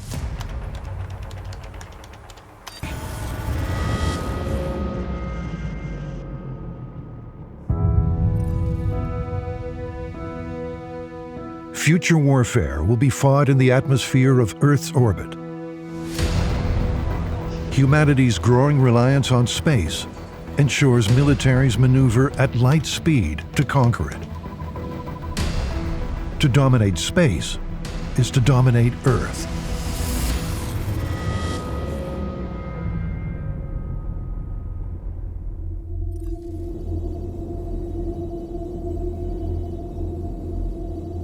People, when they look up in space, they imagine this black void where there's nothing really between Earth and other planets or other stars.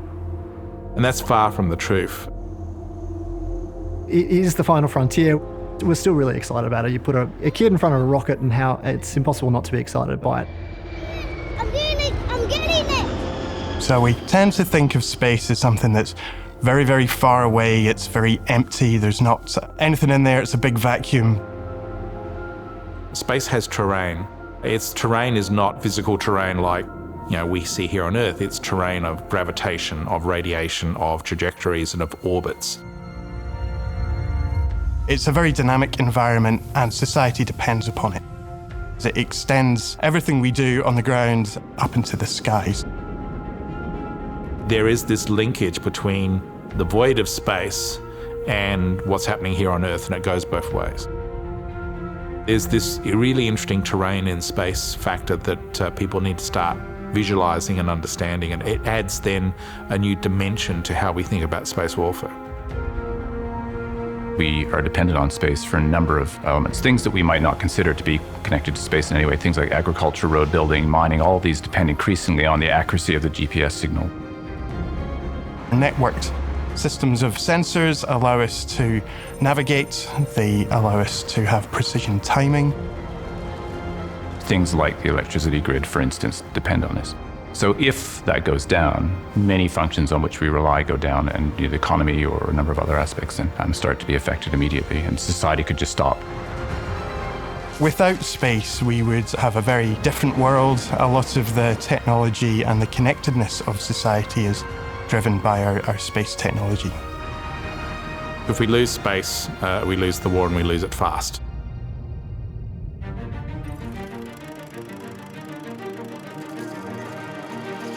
Ancient humanity worshipped the sky above. They learned that celestial objects played a part within the universe and daily life. Recordings of zodiac constellations were made by both the Chinese and Babylonians some several hundred years before the Common Era. Explorers began to use the stars to navigate. And then, in the early 1600s, Galileo Galilei tilted his telescope toward the stars and saw deeper into space than any human ever had before him. There's only a few things that you can do in space or to space. You can look at things, so you can have optical telescopes, and that can either be from space looking at the ground or from ground looking at the space. You can listen, you can broadcast into space, connect the satellite and then broadcast that down to the ground, or likewise from space you can transmit. From the ancient world to the modern era, humanity's fascination with space began when we turned our gaze upward. It wouldn't be long, however, before humanity began wondering how to conquer it. But to conquer it meant we had to venture into it. This possibility began only several decades ago, when technology allowed us to skirt the atmosphere. The military have always been interested in space. From World War II with the V2 rocket that really marked our first efforts to leave the Earth's surface and enter orbit. The Kármán line is an area between the Earth's atmosphere and outer space. Here, where the atmosphere is so thin, soared the German-developed long-range guided ballistic missile, the V2. Designed to target Allied cities such as London in World War II, powered by a liquid-propelled rocket engine, the V2 rose beyond the Earth's atmospheric threshold, making it the first human-made object to travel into space. The space race began at the end of the Second World War, and in particular between that great power rivalry between the United States and Soviet Russia.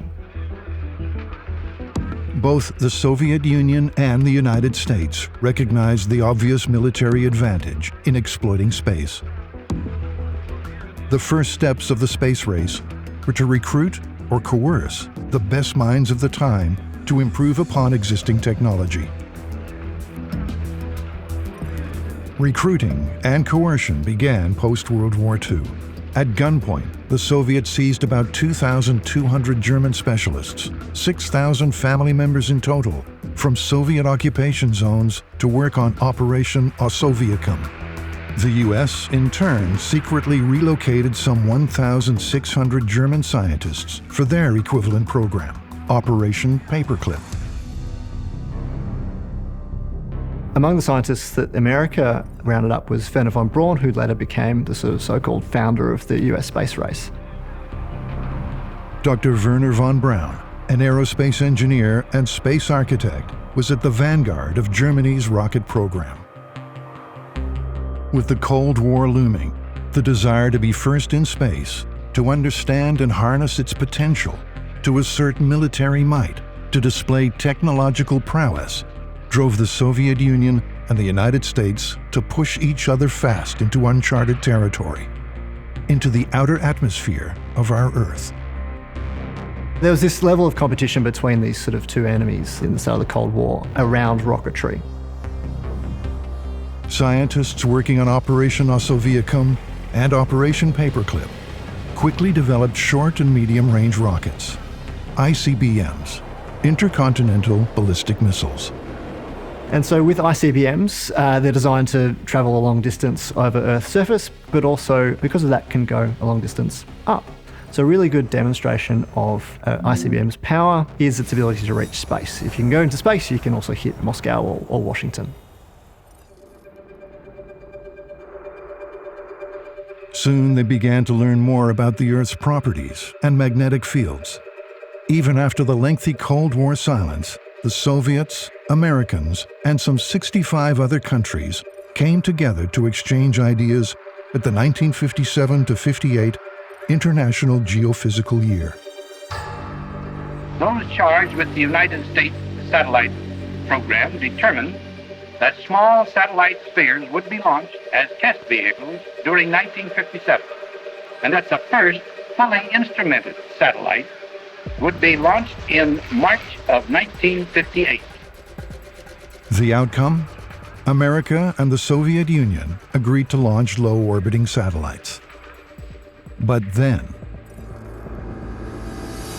the Russians beat the Americans to the punch, and on 4th of October launched the first satellite called Sputnik. It was launched on a Soviet R-7 rocket and reached Earth orbit. And that came as quite a shock to the US, because first of all, the US didn't realize the Russians had that capability, and also it beat the US into space by about 3 or 4 months. And in fact, it was only after a couple of orbits that anyone noticed it was there. It was a sudden realization, I guess, that there was an opponent above them, looking down on them. The average American could walk outside their house in the middle of the night and literally see this satellite, little twinkling star in the Earth's sky. It was still the first man-made satellite in orbit, and so that created quite a ripple in US security communities.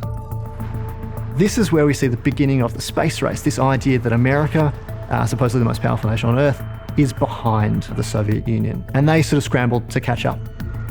That was the very first satellite that was designed to perform a science mission, but there was obviously a significant amount of strategic and military interest in there as well.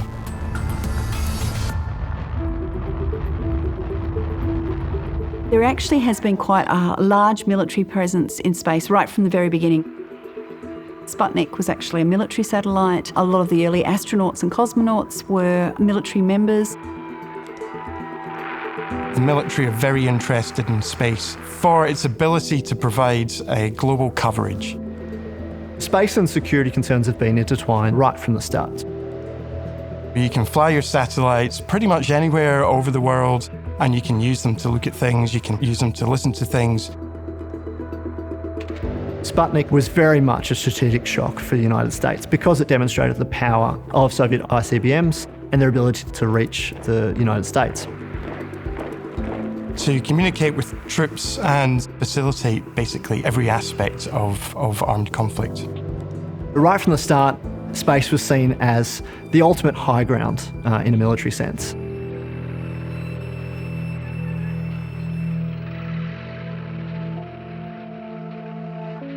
A lot of the early satellites had weapons on them, so there was actually a Russian satellite that had a cannon on it.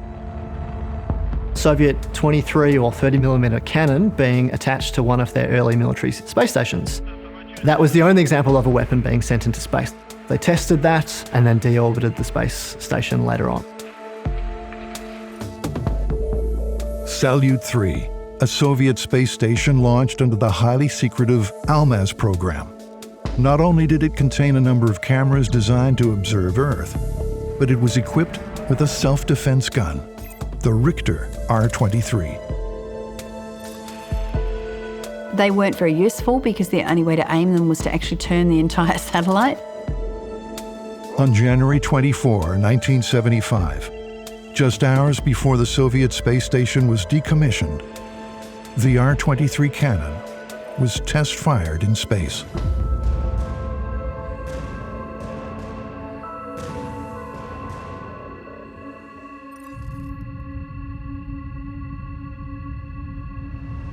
There are already weapons in space.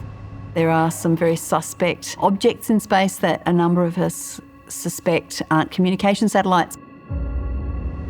Weaponizing space is different to weapons being used in space.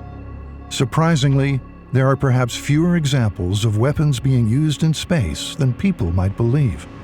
The example of where countries have launched weapons into space, the Starfish Prime tests, nuclear testing in the early 1960s. In the summer of 1962, the United States launched Starfish Prime, one in a series of high-altitude nuclear tests in response to Russia ending a 3-year testing moratorium. A 1.4 megaton thermonuclear warhead was carried into space on a rocket named after the Norse god Thor. 400 kilometers above Earth, it was detonated. Starfish Prime became the largest nuclear test to occur in space.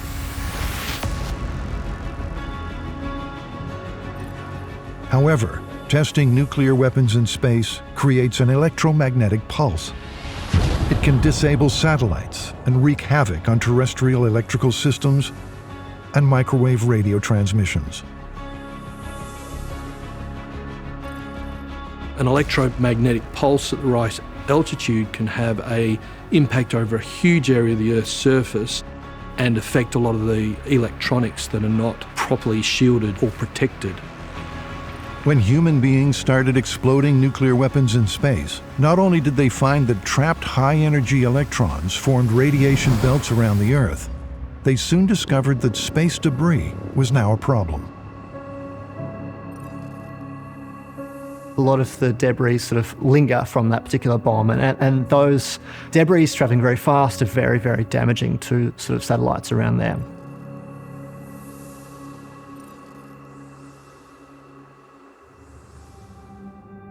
There are various orbits around the Earth, from medium to low, polar to geostationary. Satellites use different orbits for particular reasons, from predicting the weather to military reconnaissance. Orbits cluttered with space debris make for perilous space operations. It's important to understand the particular characteristics of space that mark it out from other domains. In space, if you send anything fast enough, it's a weapon. So a little bolt going at 20,000 kilometers an hour is essentially a missile.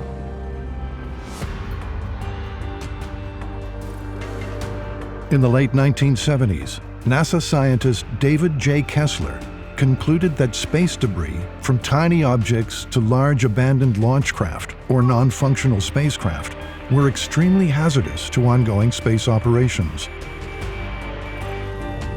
As space debris collides, an exponentially increasing amount of debris is created.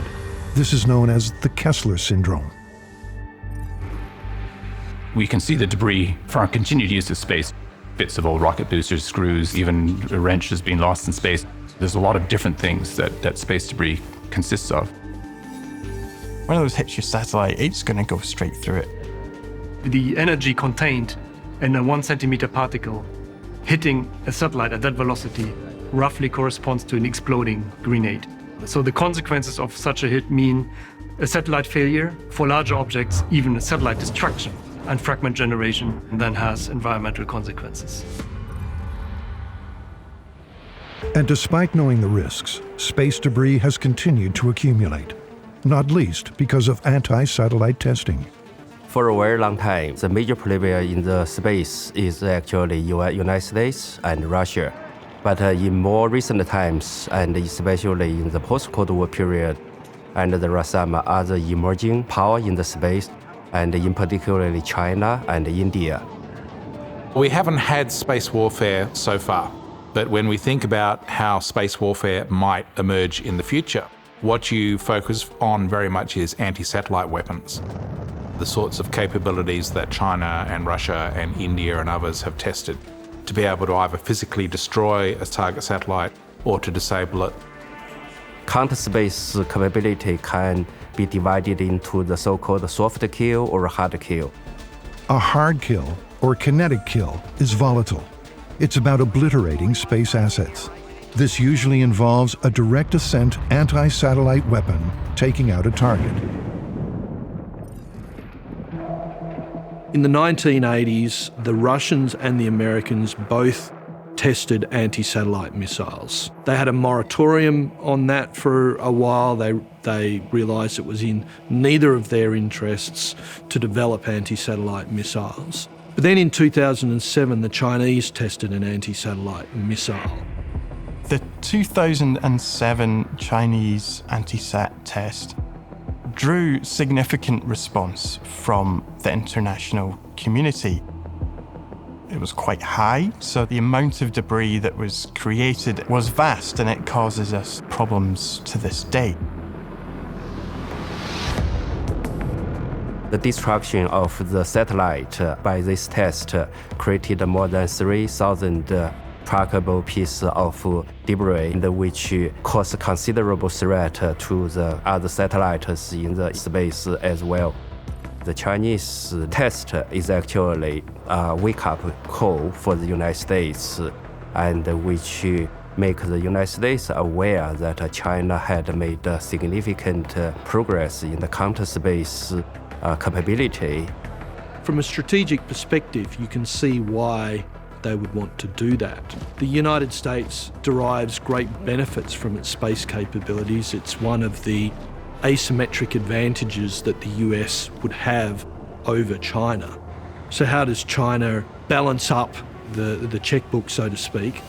They can do that by developing counter-space capabilities to deny the US its advantages that it gets from space capability.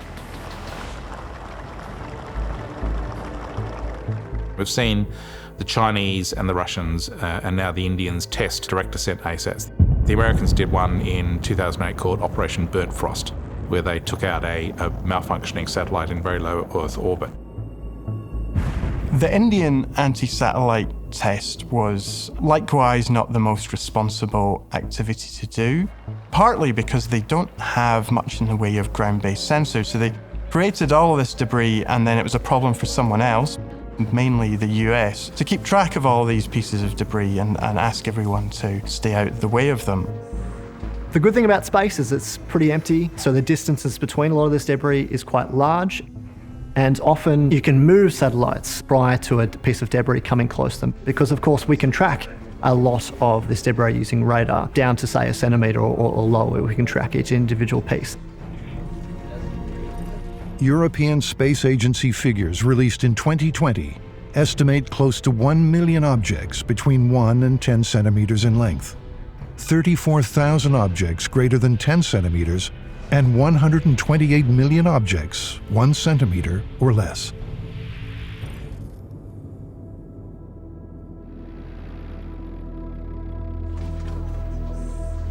In future warfare, ground-based military operations allow for a variety of defensive space maneuvers to occur, which can lessen the risk of further space debris accumulating. As a result of the problems that could derive from a kinetic strike in space, it's more likely that we'll see soft kill capabilities. A soft kill capability is the interference of sensor-based systems or sensor-based weapon systems. Soft kill, which are the capability which can temporarily disable or deny the use of space capability and by one's opponent. For example, a cyber attack where you just switch it off. You've not hit it and caused it to fragment into thousands of pieces. You've just stopped it from working. Things like spoofing, jamming, or maybe dazzling with a laser or blinding a satellite. Illuminating the satellite, but with enough power that it would blind the satellite. So optical sensors, for instance, could be overloaded, and that's why we say dazzled.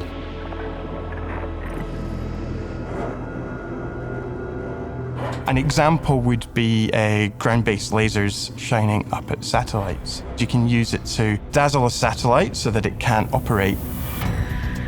Other concepts are things that we call co-orbital anti-satellite weapons. And those would be a satellite that would orbit along with or alongside, say, your target satellite. Those might be in orbit for many years. You might not know it's a weaponized satellite. They could be sort of a sleeper satellite in some respects. And all they need to do is bump into it. It's very hard to know if you've been deliberately attacked or whether another satellite has just gone out of control and bumped into you. Then we get into things such as active debris removals. Harpoons, nets, electromagnetic tethers to try and grab dangerous pieces of space junk that threaten our orbital environment. Those could also be used as a weapon to grab an active satellite. Sounds a bit James Bond, but they could actually collect that satellite and take it down to Earth. You know, there's a number of things that you could do with a co-orbital satellite depending on the design, etc. We are seeing space as now contested in every sense. We are seeing adversaries like China and Russia starting to develop very sophisticated counter-space capabilities that are threatening our traditional advantage in terms of a knowledge edge.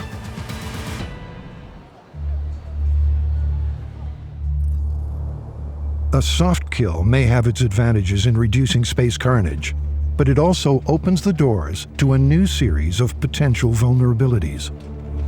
The more states are dependent on space, the less likely it is that they will be starting to throw around kinetic capabilities in space and be looking for some of these jamming or dazzling or those kind of capabilities.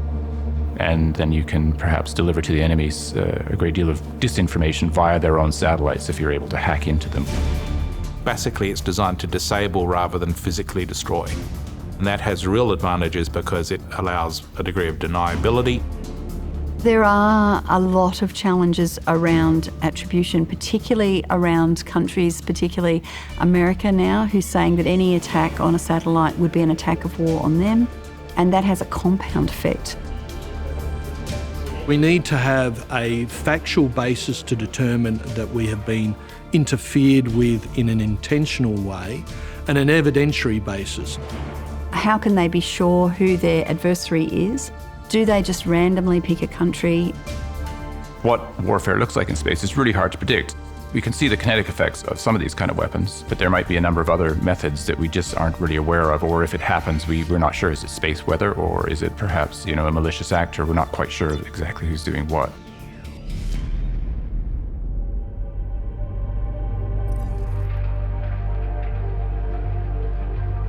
Our imagination held launches from Earth, devised ways to harness an orbit, land us on the moon, and now venture beyond. The race to dominate this newly contested environment means adversaries will engage in war in ways that have never been seen before. We expect foreign governments to expand their use of space-based reconnaissance, communications, and navigation systems. And China and Russia will continue training and equipping their military space forces and fielding new anti-satellite weapons to hold U.S. and allied space services at risk. Space has become the new global frontier, with competition from numerous nations. Space for a long time has just been taken for granted as a region, as an enabler for terrestrial military operations. We always assumed that air, naval, and ground forces would have access to space systems to function. That assumption now is directly open to challenge, and I think probably its time has passed. Our adversaries have been working to bring new weapons of war into space itself, from anti-satellite weapons and airborne lasers to highly threatening on-orbit activities and evasive hypersonic missiles. Both China and Russia have been aggressively developing and deploying technologies that have transformed space into a warfighting domain. In the space domain, the rules of engagement are being laid down, and one of the most important factors is speed. The emerging field of hypersonic weapons has challenged the idea of what weapons in space may look like, as well as what methods of defense may be required against them. Railguns launch projectiles up to 100 miles at a hypersonic speed of Mach 7. Using electromagnetic force, highly charged electrical particles generate magnetic fields. These magnetic fields propel sliding metal conductors, which launch the missiles toward their target. Destruction comes, not by explosive detonation, but by the projectile smashing into the target at unimaginable speed, at hyperspeed. Hypersonic weapons are weapons that travel through the air at speeds in excess of Mach 5, so that's 5 times the speed of sound. And most of the hypersonic weapons developments are looking at velocities ranging from about Mach 6 through to about Mach 10. Russia's Avangard is one such weapon. In 2018, Russia alleged that in tests, this missile reached speeds of up to 27 times the speed of sound. This hypersonic missile has an intercontinental range, a maneuverability capability that makes it near impossible to intercept, and the ability to carry a 2-megaton nuclear weapon. It is a weapon of future warfare. How do you detect hypersonic weapons that are moving maybe as fast as Mach 10 early enough to be able to defend against them? If you're traveling at, say, Mach 8, the temperature a small distance away from the surface of your airplane or your missile can get to around the same temperature as the surface of the sun, so it can get to around 3,000, 4,000 Kelvin. The speed that things happen become very challenging. If you imagine, for example, a naval task force at sea, by the time the hypersonic weapon is detected, you've got maybe 14 seconds to be able to defend against that threat, which is not enough time.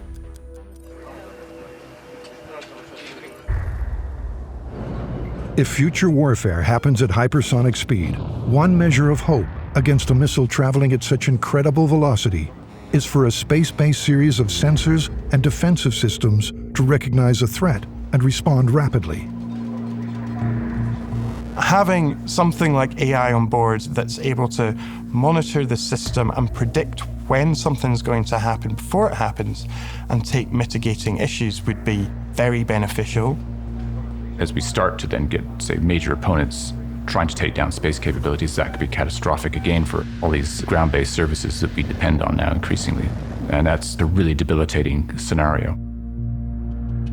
And you see the potential then for what people call a space Pearl Harbor, whereby an adversary can maneuver anti-satellite weapons close to their targets and then unleash a decisive strike prior to or at the outset of a military conflict to disable critical capabilities and leaving us, in effect, deaf, dumb, and blind.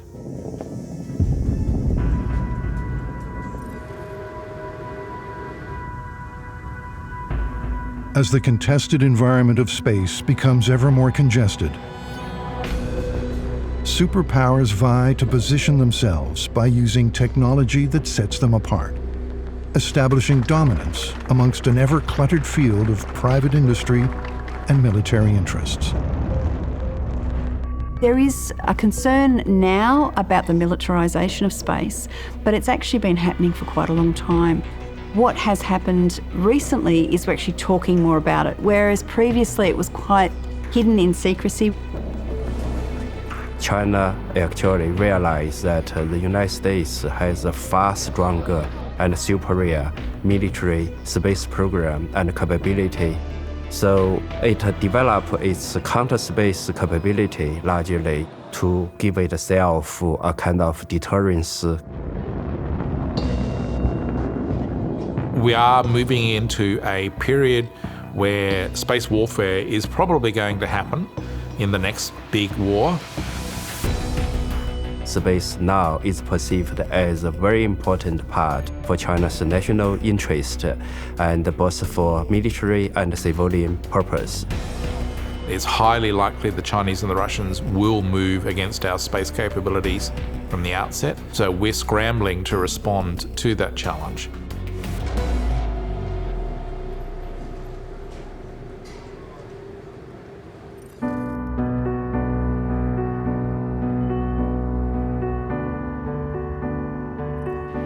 Superpowers are invested heavily in space. In 2017, China's space and military budget was close to $9 billion.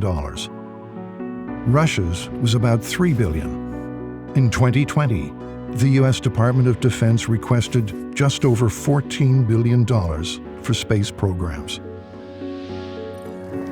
The money is spent not only on space exploration. Much of it is dedicated to developing military capabilities, which give superpowers an edge.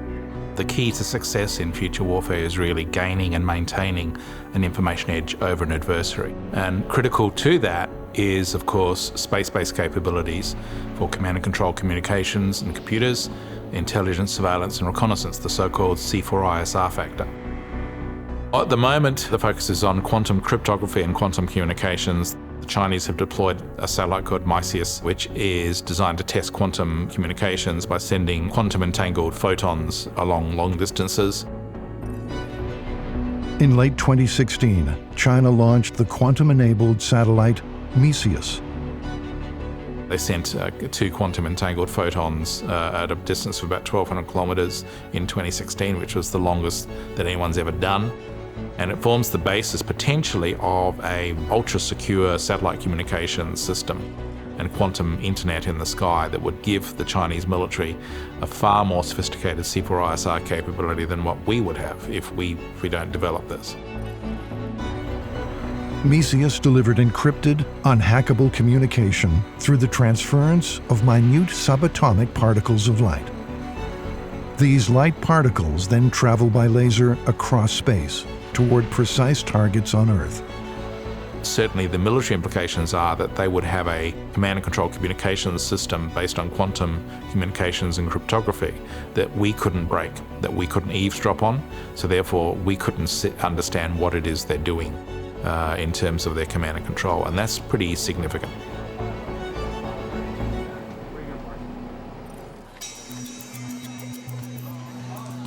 China is a fast-growing, space power, and it currently, has a very ambitious space program. And even if China is a later comer in the space, but its capability growing very quickly. You're going to see probably the Chinese push ahead with a second-generation quantum communications system with new satellites to test even more sophisticated application of this physics. And they might beat us to it in terms of quantum communications and quantum internet. But over time, and China and the China space program has been driven by more concrete commercial, economic, and also military interest. You really want to see what the future of warfare looks like. You look at Google and Facebook and Microsoft and SpaceX and so forth. And you look at these civilian technologies and how they can be applied to military purposes. And quantum computing is one area, artificial intelligence is another area where the Chinese have a huge lead.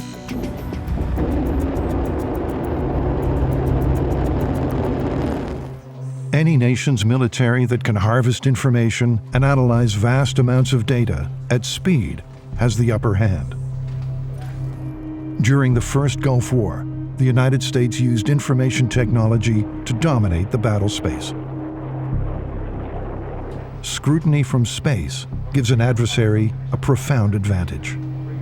So if we say information is power, we can see this perhaps shifting to what we call new space players or commercial entities. We're looking at the prospect of constant sort of 24/7 global surveillance in high definition at any point on the globe.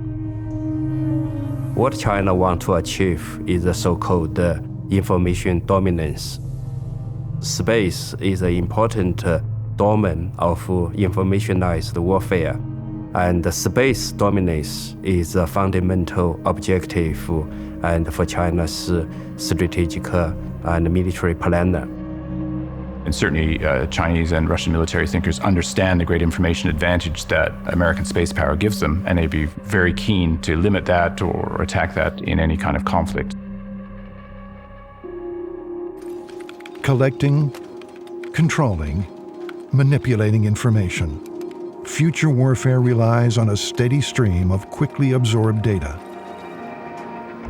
Every state recognizes the importance of the space environment for providing space support to terrestrial forces. So satellites for communications, intelligence, surveillance, reconnaissance, precision, navigation, and timing. The push is on for the military sector and private companies to use space as a way of harvesting information, not only on enemies, but on private citizens. In terms of how different countries are developing space, there's a much more vibrant commercial sector in the US than there is in China and Russia. And given those kinds of governments, those authoritarian governments, they're quite reluctant to relinquish control, to really allow the commercial sector to set it free, if you like, in that respect. And if you want to speculate out to, say, the next 30 to 40 years, you could see human activity, both state and non-state actor, expanding out to the moon and beyond, and competition between major powers occurring in that vaster astrostrategic terrain.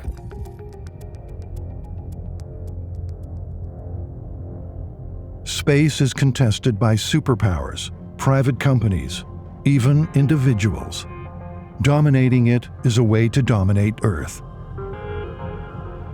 But as in every skirmish across all domains, military engagement seeks to follow an established set of guidelines, ethics, rules. As we've thought about ethics over thousands of years, we've recognized that the environment does matter. So we've got different rules, for example, for shipwrecked sailors than we do for soldiers who are separated from their units. Does the same framework apply to conflicts terrestrially as they do into space? The law of armed conflict doesn't identify space as a special domain in which special rules would apply. The same general rules of the law of armed conflict would also have to be applied to any military operations undertaken in space. There are 5 space-specific treaties: the Outer Space Treaty, the Liability Convention, the Rescue and Return Agreement, the Registration Convention, and the Moon Agreement. The Outer Space Treaty in particular is sometimes regarded as the constitutional Magna Carta for outer space. It has very broad aspirational principles in the Outer Space Treaty. We have never succeeded in freeing our planet from the implements of war. But if we cannot yet achieve this goal here on Earth, we can at least keep the virus from spreading. We can keep the ugly and wasteful weapons of mass destruction from contaminating space. And that is just exactly what this treaty does.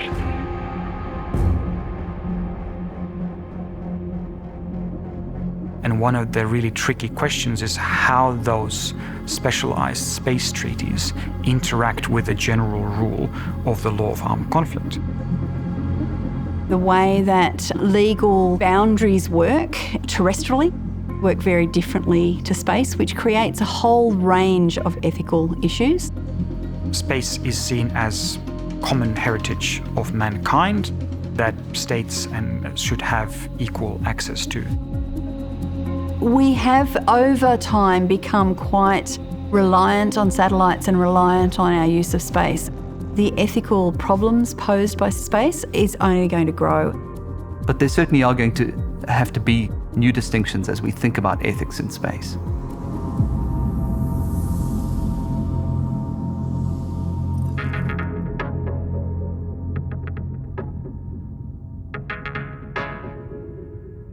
In space, battle lines are blurred.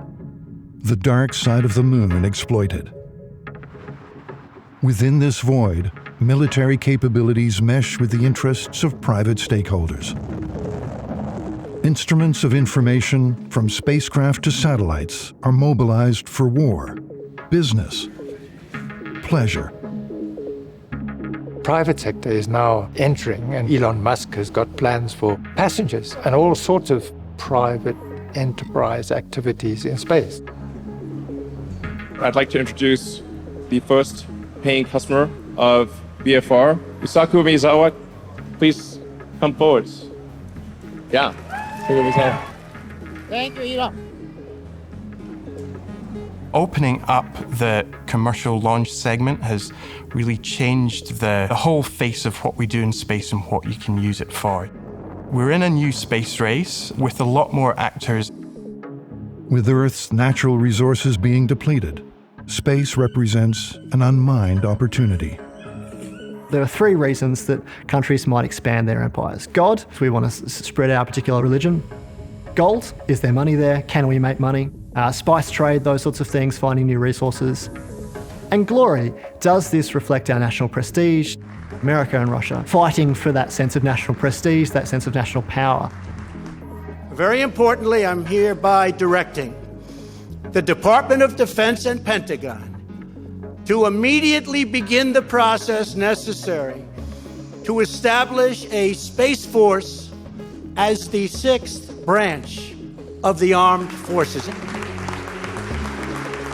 all trying to find that sweet spot between how they can find their advantage, both in the commercial and the national and probably the military side of things.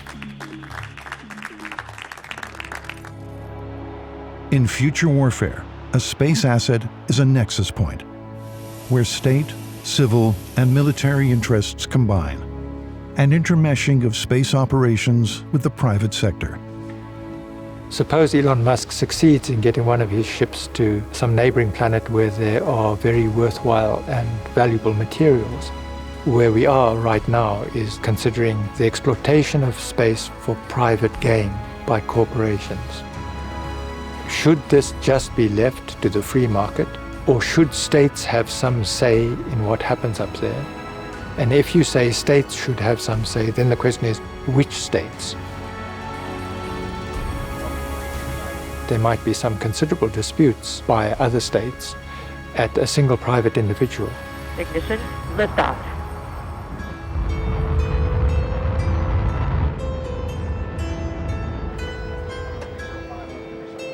A commercial satellite, depending on how that satellite is being used, could constitute a target, a legitimate, valid target.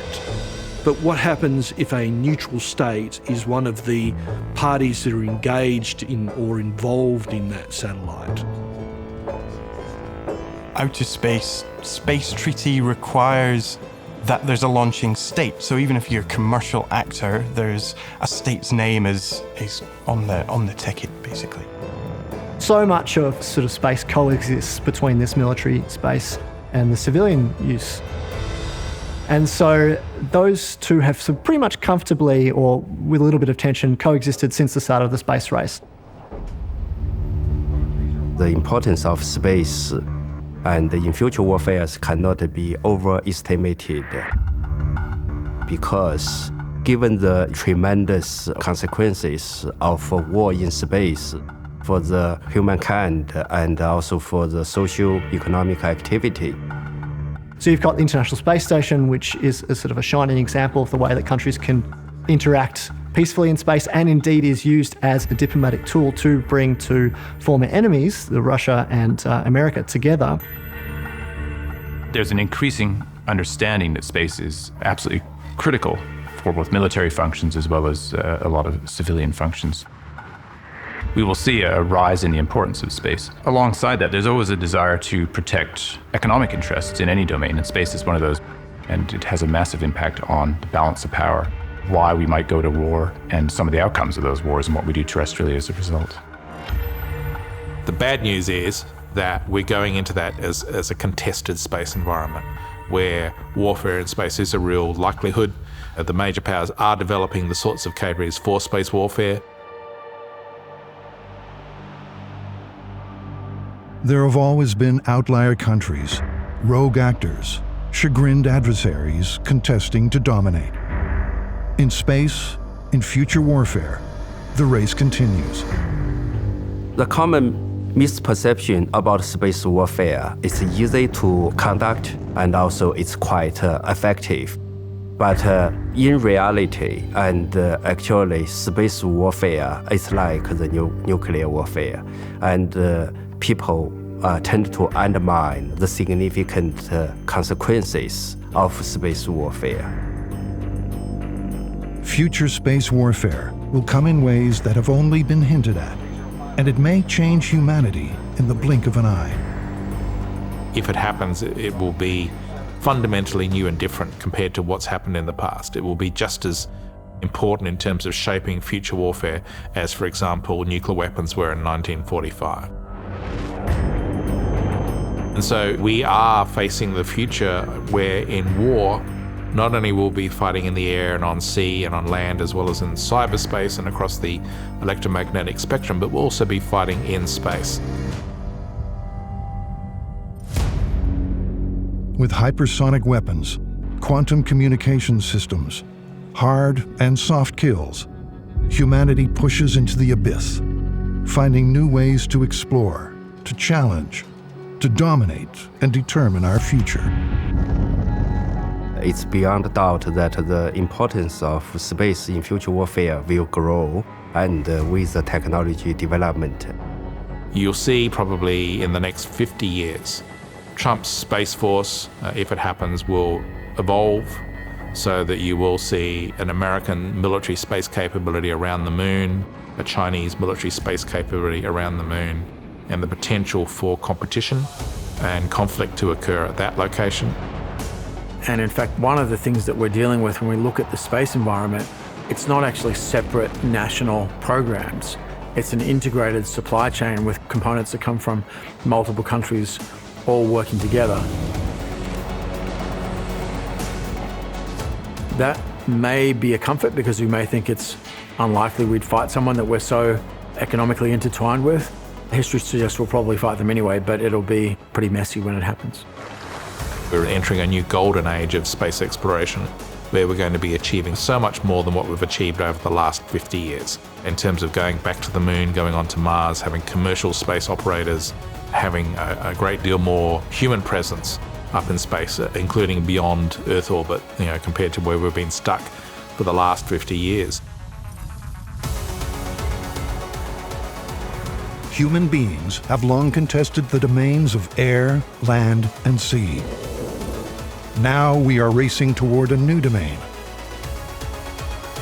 How we use space will decide our earthly fate.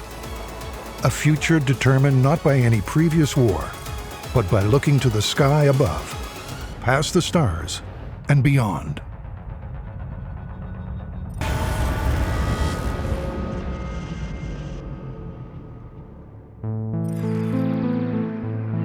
Future warfare accumulates knowledge from past military campaigns. We learn as much from victory as we do from loss. We employ strategies to gain the advantage, unconventional methods to overwhelm adversaries. One dedicated force, steeped in mystique, has always been part of war. Special operations, elite and unseen, their presence felt by lethal attack. From the biblical era to the future of warfare, the battle environment is reshaped and redefined by special operations.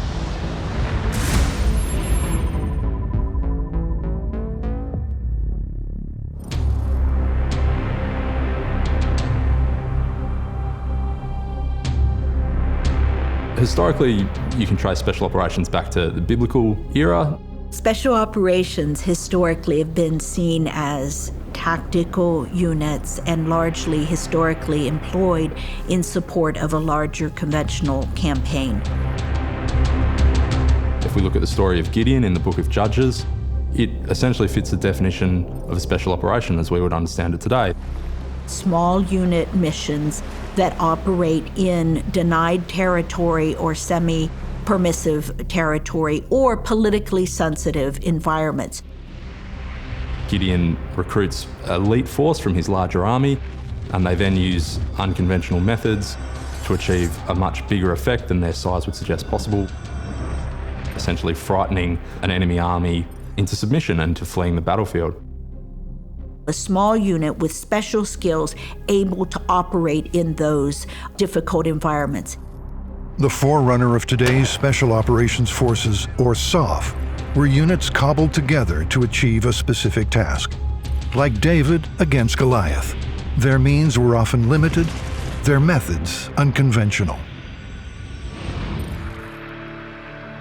Special operations forces are those that do those jobs that don't fall comfortably within the traditional confines of conventional warfare. What special operations do is they go around it. So they're also dealing with it, but they're dealing with it in a different way. They're finding weaknesses in it. They're finding vulnerabilities. And again, they're going to circumvent the major forces. Operating covertly, Special Operations Forces through the First and Second World Wars undertook daring raids, achieved unexpected outcomes, then disappeared into the night. In the public consciousness, mythology surrounding them grew. Who were these elite secret soldiers? There is such a mystique and so many legends around special operations because of the secrecy of them that actual accurate study of the history of special operations is absolutely key to both understanding what they're capable of and certain pitfalls to avoid. An iconic special operation, albeit that one that ended in defeat for those American special forces involved, was the Battle of Mogadishu in 1993. Part of the Somalian Civil War and the UN intervention there, a US Special Forces task force was tasked with trying to capture certain key figures. Unfortunately, this particular mission went awry. A number of US helicopters were shot down, a number of US personnel were killed, and the force had to sort of withdraw with its casualties in some disorder back to its base. It was immortalised in the book Black Hawk Down, which was subsequently turned into a film, and the imagery of a handful of American soldiers trying to fight off these hordes of Somali militiamen who are trying to overrun them has become iconic in the public imagination and has sort of been repeated in various other forms of media again and again and again.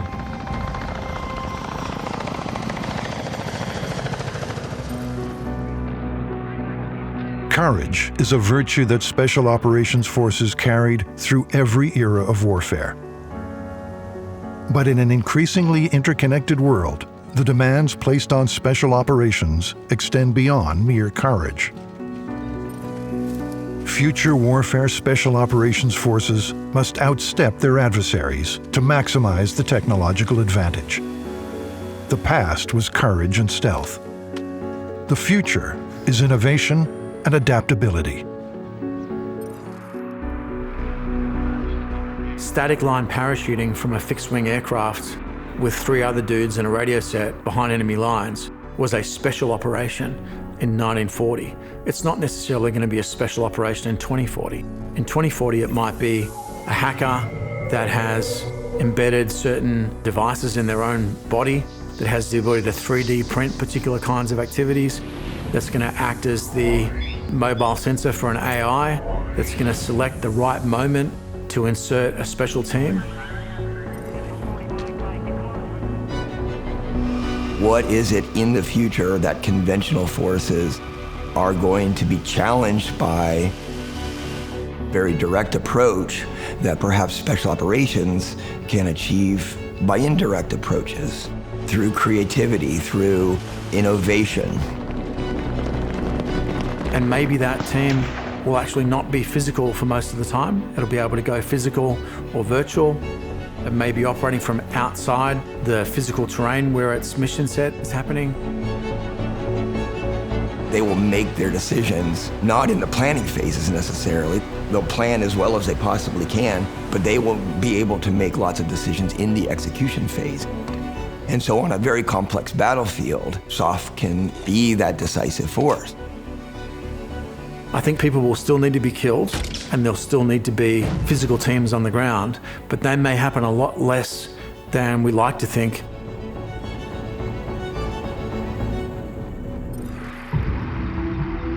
Elite espionage agents have been part of warfare for a long time.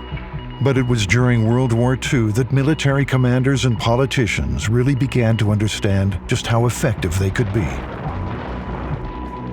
The earliest heyday of special operations was in World War II with the founding of the Special Operations Executive in the United Kingdom.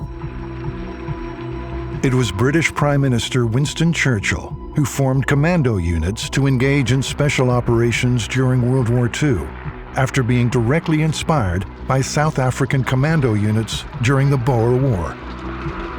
And Churchill had seen firsthand how these small groups of Afrikaans had been able to tie down much larger British forces by using unconventional methods. And that was the kind of impact he was looking for. World War II is kind of the classic example where the Special Operations Executive had a major role in supporting the partisan forces in Europe, also in Asia. In 1940, the British have just seen the fall of France, they've seen Poland overrun, they've seen the collapse of Norway and Denmark, they are suddenly isolated against Hitler's Germany. By June of that same year, Churchill's commando units were carrying out raids behind enemy lines. It was through his support against the military traditional hierarchy that the Special Operations Executive was formed and that it became an incredibly robust organization. There were several key learning points that came out of the Second World War about special operations. The first was the need for a prepared capability. Units did need time to train and train properly for the tasks they were being asked to accomplish and be given the time for that. The other was the need to make sure that special operations units were not used for tasks that were actually better suited for conventional operations, and that becomes a recurring theme in the later stages of the Second World War.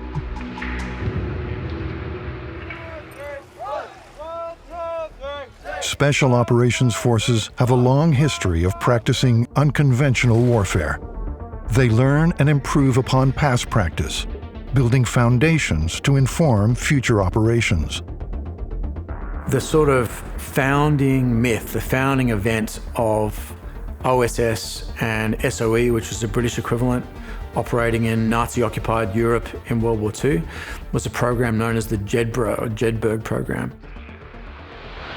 Operation Overlord consisted of so-called Jedburgh Teams, 3-man teams being dropped into occupied territory to conduct diversionary operations. Operation Overlord, a code name for the Battle of Normandy, would prove pivotal to the success of the Allied forces. Small teams, a couple of officers, a couple of NCOs, maybe a radio operator, parachuting in behind German lines to link up with guerrillas, organize, train, equip them, employ them in combat against a military force, and then transition them to regular military or disband them. Occupied Europe had to be rid of the occupying forces, and so there was a major conventional overarching campaign.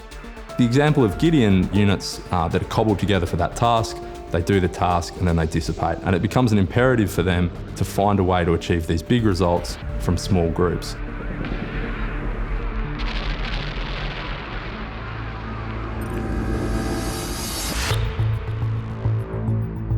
By the conclusion of World War II, Special Operations Forces were largely disbanded. Their missions had been driven by the desire of Allied forces to gain strategic advantage. The Second World War sees this explosion in special operations as combatants look to use small groups of men to achieve these effects at an operational or strategic level in the context of the mobilisation of entire nations. But then came the Cold War, a heightening of tension between the United States and the Soviet Union, driving humanity to the brink of nuclear annihilation. Then as the Cold War increases, that capability is resurrected, often with the same names. So units that we're familiar with today, such as the Special Air Service, such as the Commandos, such as US Ranger units, all have their roots in the Second World War, but only really become a regular part of the order of battle in the 1950s and 1960s. Special Operations Forces were now recognized as being a vital part of any nation's military. Not only just in the West, but also in the Communist bloc, Soviet Union and China, start to think seriously about having a permanent capability to be able to undertake special operations. Every Special Forces unit has an inherent character, a personality derived from their nation's specific cultural traits. From the British Commandos to Indonesian Kopassus and Russian Spetsnaz, Special Operations Forces might be collectively recognized for their elite skills, but it's their individualized character that sets them apart. Originally, there were only a few states that had units that could really properly be called Special Operations Forces, but now almost everybody has them. In Indonesia, Kopassus, the Indonesian Army Special Forces, they are responsible for a similar range of missions, but unconventional warfare takes place internally as well as against external enemies. A nation's culture and politics inform the operational style and the tasks undertaken by special operations. The Special Forces of the Soviet Union, Spetsnaz, had a role not only on the battlefield but also in the apparatus of state security. In the US, we have Army, Marines, Navy SEALs, as they're popularly known, and the Air Force Special Operations. So they all have their niche special capabilities, but they operate together. And whatever the strategic needs of war, they're going to drive tactics, they're going to drive techniques and procedures, and rightly and correctly need to adapt to those needs. They are risk takers and innovators. Their combat style is informed as much by the culture they represent as it is by the technology they can get their hands on. One of the strengths of SOF, and historically we've seen with SOF, is they are early innovators of technology. And often being the first to get their hands on specialist war equipment, Special Operations Forces leverage it into a lethal combat advantage. One example of technology advancing special operations through the end of the Second World War and then into the Cold War would be the growth in underwater breathing apparatus. In World War II, the Italian Royal Navy used special units known as frogmen in the Battle of the Mediterranean. In good Italian fashion, right before they infiltrated the harbor, they surfaced and had a glass of wine and toasted their future success. They ended up destroying 2 battleships, a cruiser, and I believe 1 other ship. In the Vietnam War, some of the night vision technologies that were emerging, SOF were the first to get their hands on this capability. While night vision scopes were used in World War II, the Starlight scope allowed U.S. forces fighting in the low-lit jungles of Vietnam to at least try and see their enemy. Then in 1991, during the Gulf War, special operations teams inserted behind Iraqi lines were enabled by Navstar GPS, a navigation satellite system that fed geolocation and time information to a receiver on the ground. In the Gulf War in 1991, only one side had GPS, and it was a massive advantage over the Iraqi forces.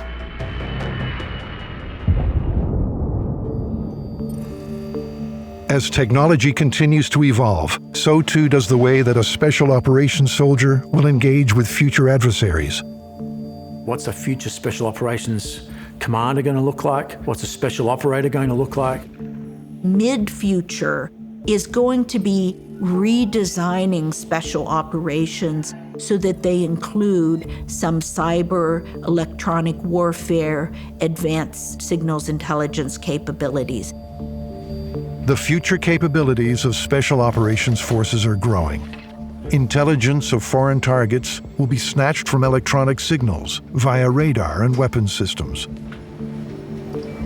So we're starting to see Special Operations Forces use capabilities like cyber operations. They're starting to get involved with shaping the information space as a way to achieve effects without actually physically having to be on the ground. But if it calls for being on the ground, a Special Operations Force is made even more capable when weapons are easily deployed. I was out with the Special Forces early in the Iraq War back in 2003, and they were pioneering use of a suitcase UAV. It was called the Hunter. You just opened up the suitcase, put the thing together, launched it with your arm. Leveraging technology doesn't just give the advantage to Special Operations Forces on the battlefield. It could also preserve and protect lives. Was a big effort to develop a robotic exoskeleton called the Talos suit, protecting your operator out in the area where you don't have a field hospital. Though shelved in 2019, the DARPA-developed Tactical Assault Light Operator Suit, Talos, was a bulletproof robotic exoskeleton which could be weaponized. Equipped with sensors which monitored vitals, it gave its wearer enhanced perception and strength. Capabilities that Special Forces have today were science fiction back in the year 2000. So we're seeing a sort of really significant shift in capabilities, but it doesn't really look that different. It's not dudes walking around in robot suits. The U.S. Department of Defense predicts that cyborg soldiers with enhanced combat capabilities will be operational before 2050. In a way, that sounds scarier than it is because so many of our capabilities are human enhancement. A spear was a human enhancement. It gave us a tooth that we could push into our enemy from a distance. The cyborg soldier. Ear and eye enhancement heightens situational awareness and boosts communication capacity. Bodysuit sensors support muscular control. Neural enhancement links the mind to machine. Brain-computer interfacing transfers data between a soldier and a weapon system. If that seems like science fiction, it's actually not, because at least one of our adversaries has a program looking at exactly that right now. And while the enhancement of soldiers is still a while away, it's the proliferation of more modern technologies that's starting to shape the battlefields of the future. The advancements in technology, and particularly smartphone technology, but also drones, has had a really significant impact in urban warfare. Today, everybody has GPS, everybody has it on their phone, and the proliferation of apps that enable you to do all sorts of clever things has really flattened the technology advantage to some important degree that state forces traditionally had over non-state actors. Advanced GPS technology provides special operations forces with the ability to work from remote locations. Up close, yet from a distance, they can make contact with embedded agents, train forces from afar, strike targets with lethal precision. You no longer have to physically parachute into Nazi-occupied Europe in order to make contact with people. As long as they have sufficient trust in the force to not physically be there, they can actually advise and assist from a distance using modern technologies. It is not only special operations forces that launch operations from well outside the combat zone. Adversaries leverage GPS and secure messaging communication technology to set their own campaigns in motion. Much as we've become used to seeing jihadists reach into Western societies and manipulate people to carry out attacks, every special operations organization on the planet could be doing that all the time in its entire area of operations now, based on the kinds of capabilities that are out there. Technology might bridge the gap between mind and machine, but the advantage our special operations forces once had is reduced, as our enemy's capacity to exploit it increases along with global connectivity. We've seen an explosion of access to Wi-Fi, satellite, internet, GPS devices. We're looking at about 8 billion GPS-enabled devices. And that really changes how non-state actors in particular are able to generate levels of lethality and precision that used to be solely the preserve of nation states. So the sort of war impact of connectivity has been basically a democratization of lethality, where technology is now available for individuals and non-state groups that you used to have to be a government in order to be able to acquire. Greater connectivity is a byproduct of mass urbanization. In the next 20 to 30 years, Earth's human population will explode to close to 9.5 billion. Special Operations Forces navigate a new warfare environment, the urban jungle, a high-speed tangle of hyperconnectivity. Geographers call littoralization the tendency for things to cluster on coastlines. Wars happen where people are, and so as people have moved to cities, they've also moved to coasts. So today, about 80% of people on the planet live within about 50 miles to 80 kilometers or so of a coastline. And as we're seeing urbanization increase, the likelihood of wars taking place in cities is massively increasing. Military forces have traditionally avoided fighting in cities because cities are notoriously difficult to fight in. When you think about urban populations, they tend to have better connectivity and better technical skills. There are lots of places to hide. It slows down maneuver for maneuver forces. Large tanks get trapped in alleyways. When you put all of that together, you've got a more technically literate population with better connectivity that's able to engage in essentially software and hardware hacking in order to generate a much greater degree of lethality from ordinary citizens in the urban environment than you might otherwise expect. It's a nightmare environment for state forces, and so non-state actors use that urban terrain as a kind of leveling of the playing field.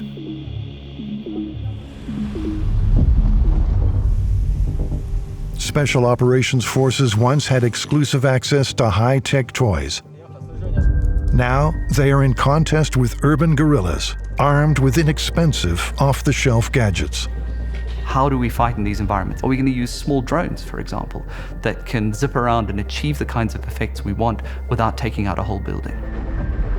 Technology has been democratized. High-density urban living, high-speed connectivity. Special Operations adapting its speed to a new way of warfare. As the warfare environment changes, the look and feel of Special Operations Forces transforms.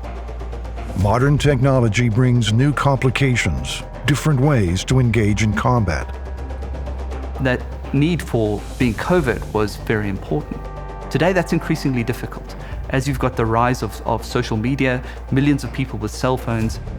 Even inadvertent things like helmet cams and people's cell phones that people didn't know you were taking that picture. And then this goes around. Every soldier on the battlefield can potentially have a strategic effect on the outcome, can become that next recruiting tool for Al-Qaeda or for ISIS, can prolong the war. Never before has the minutiae of life been recorded as comprehensively as it has in this era.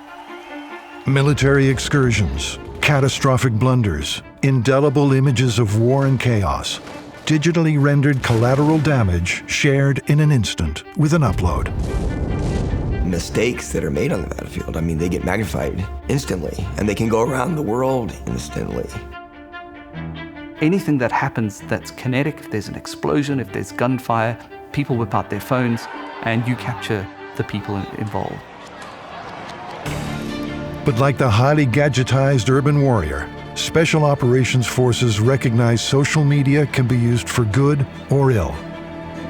Its effectiveness to distribute propaganda and track military campaigns in real time is profound.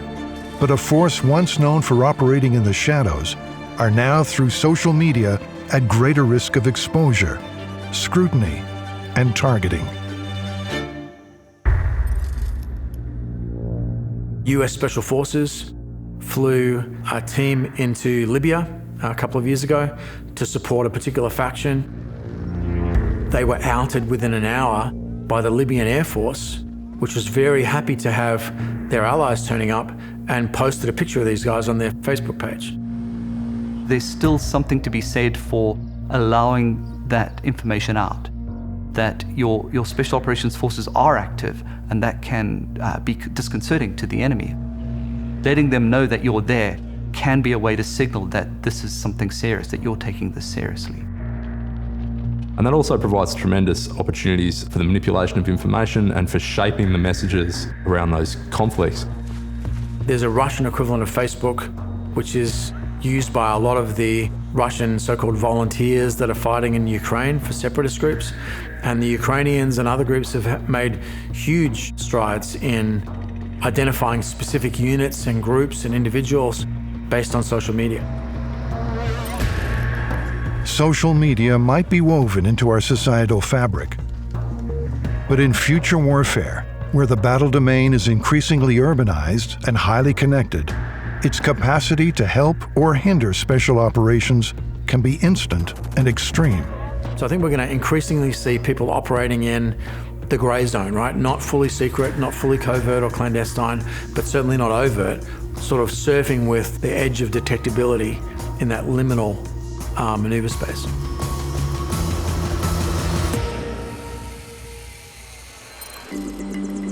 While the Vietnam War was considered the first war broadcast to the world, it was but a trickle of collective imagery compared to the tsunami of data that flows across social media platforms during modern campaigns. The Mumbai attacks give us a little glimpse of the kinds of factors that are going to increasingly play a role in future warfare. The Mumbai attacks of 2008, Lashkar-e-Toiba, theoretically a non-state actor, was able to do an extraordinarily complex maritime sea-based infiltration of a 10-person team into a megacity. They were able to shut down that megacity for about 60 hours, generate massive expense and disruption, kill a significant number of people by remotely controlling 5 two-man teams from a safe house in Pakistan using social media as a feedback loop to identify what was going on the ground. So we're talking about a non-state actor backed by a state force using easily accessible but very connected technologies to guide their operation. So they controlled these groups with cell phone messages, but they figured out the effect of their own operation by tracking Twitter, other social media, and the news media. And at one point during the siege in Mumbai, a number of people went and hid in a particular area in one of the hotels and began tweeting and calling their family and texting people to say where they were. The safe house in Pakistan that was controlling the operation picked that up, fed that information forward to the assault team in the hotel, and they went down to that area of the hotel and got those people.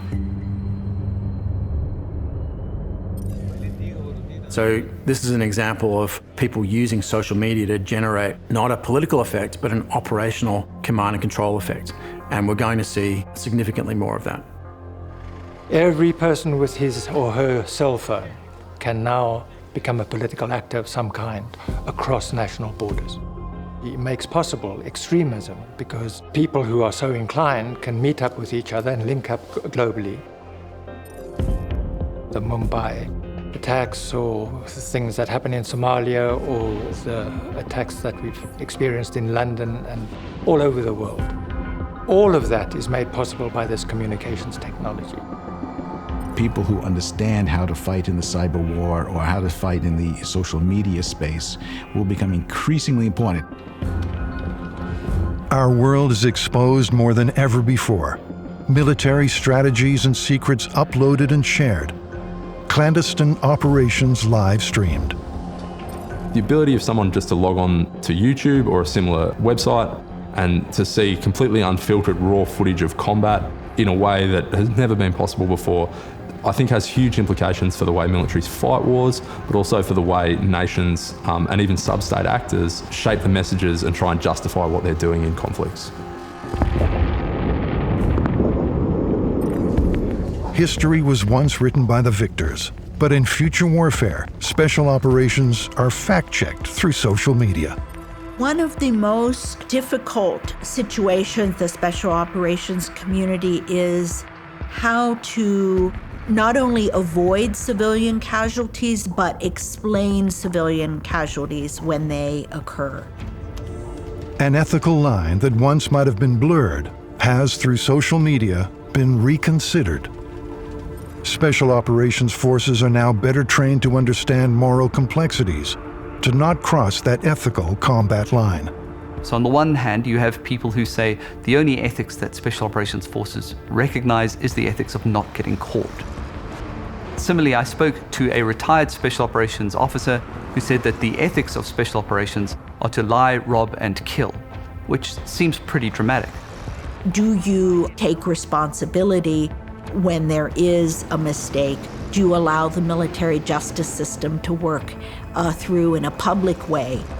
Do you invite media in to see how you are conducting your operations to try to avoid civilian casualties? Most special operations forces in democratic countries now undergo intensive military ethics training. But it wasn't always this way. Fellow citizens, last night I ordered U.S. military forces to Panama. No president takes such action lightly. My first time in combat was during Operation Just Cause, which was the U.S. invasion of Panama. And I had no training at the time in ethics. We're going to have to think about how we constrain what we do as we try to achieve just objectives in wars that are violent and deadly and kill people. I had no experience with the theories of moral reasoning that are out there and have been worked out through the millennia. So as long as there are wars, we're going to have to think about ethics. What I did have was a 2-hour ROE brief on the day that I'm about to go into combat for my first time. I'm not really even thinking about what this lawyer is telling me. In lawyerese, I'm thinking about, okay, will I be courageous tonight? Will I be a coward? Will my men come home alive? Will I come home alive? As war gets more complicated, we're going to have to think harder about ethics, but I think it's worth it. There's a real need for special operations forces to be particularly well prepared to face up to the ethical challenges that they will face up to. And that requires a lot of training. I had one Master Chief. His theory of training people was, I can't simulate fear, so I'm going to simulate uncertainty. It requires a lot of realism in their normal training, where it's not just about being able to use their weapons in the right kind of way, but it's about being able to use their weapons in the face of an ethical challenge. And on every exercise, there was a good chance you were going to lose. And there was a good chance you had to make a decision. And a lot of those decisions were loaded and freighted with moral content. Should I shoot now or shouldn't I? It's important that those things are built into the cycle of training. And that not only trains our soldiers for this idea of moral reasoning on the battlefield, but it also introduces them to the realities of war, which is your plan never survives first contact with the enemy. I think it's worth it so that we ensure that we are always on the moral high ground as we fight the wars of the future.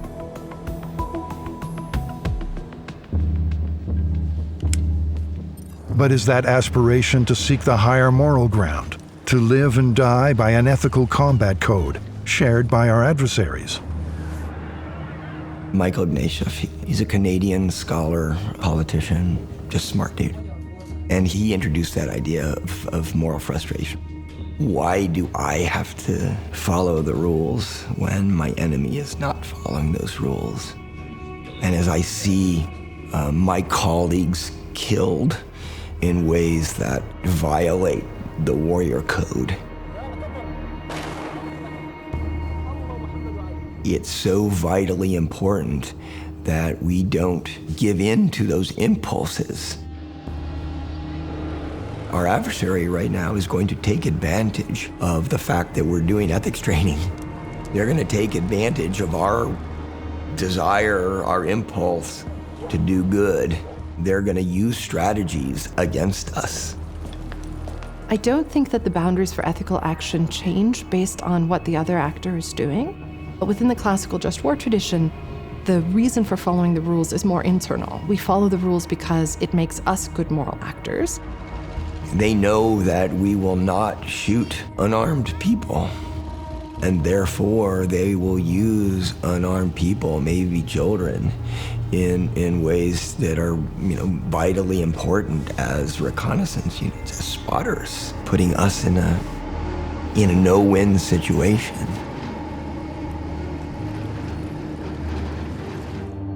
The ethics of combat that Special Operations Forces strive to uphold spring from a bedrock of cultural and religious beliefs, brought from all corners of the world that date back to antiquity and further. The classical just war traditions of Christianity, Islam, and Hinduism share an interest in the same sorts of questions. We have this idea in military ethics, particularly, of a triangle of responsibility. And that is, there's responsibility to your own forces, there's responsibility to achieve the mission, but there's also responsibility to non-combatants or local civilians. They're all concerned about questions of defending the basic rights of others, so the right to territorial or political integrity, the right for civilians not to be targeted or harmed in the midst of war. In a special operations mission, the same rules, I think, would apply as in another conflict. So we would have to ask questions such as whether or not this particular use of force is justified. So is it furthering a just cause?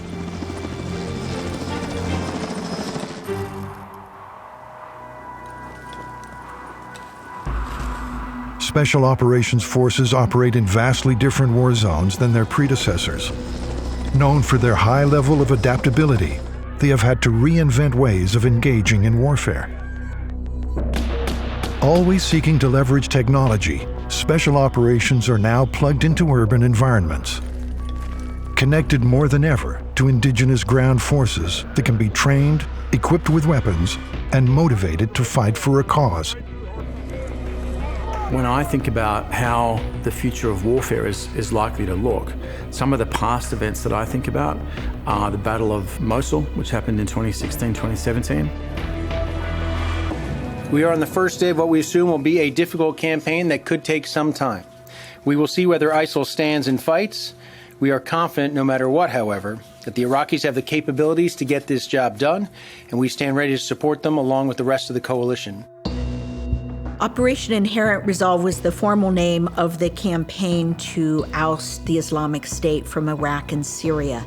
This is probably the least covered military campaign in recent history. Of course, history doesn't actually repeat itself. You never see a precisely identical example repeated in a different place. Unlike the other two large campaigns in Iraq and Afghanistan, this was prosecuted very heavily by Special Operations Forces. It was not only the largest urban battle that's happened this century, it was the largest battle of any kind since the Second World War. They were operating under conventional headquarters, and conventional forces were involved in certain training activities on bases, primarily in the effort to resuscitate the Iraqi army, which had largely disintegrated when ISIS, the Islamic State, swept across western and northern Iraq. And the way that that battle played out really suggests a lot about what we're likely to see in future conflict. The Battle of Mosel was a dramatic, almost finale of the counter-ISIS campaign. The liberation of Raqqa in Syria came later. But the pitched battle for Mosel will really go down, I think, as the pivot point of this war. And partly was because that was where Abu Bakr al-Baghdadi, the head of the Islamic State, had declared the caliphate from the pulpit of the Al-Nuri Mosque in Mosel. It was a command and control center for them. 435,000 combatants involved, 1.5 million people. The city was thoroughly tunneled, booby-trapped, multiple perimeters. Divided in two by a river with 5 bridges across it, an old Middle Eastern city, but with a modern city built around it.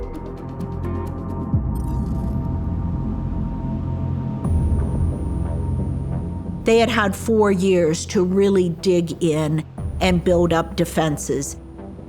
It was a heavily populated area. You're behind the scenes, raising, training, organizing, sustaining a local partner. The entire complexion of the campaign was reliant on what Iraqi units were able to do, since the coalition was in a support mode. Or you're bringing in ethnically appropriate special operators who come from the countries where they're operating to carry out specific intelligence or sabotage or subversion type activities. A dramatic moment occurred in the East Mosul part of the battle where 2 Iraqi divisions bogged down, and particularly the 16th Army Division was not able to do its part in advancing toward the river which divided East and West Mosul. And a coalition soft unit was seconded immediately to go to that division and lead the charge in.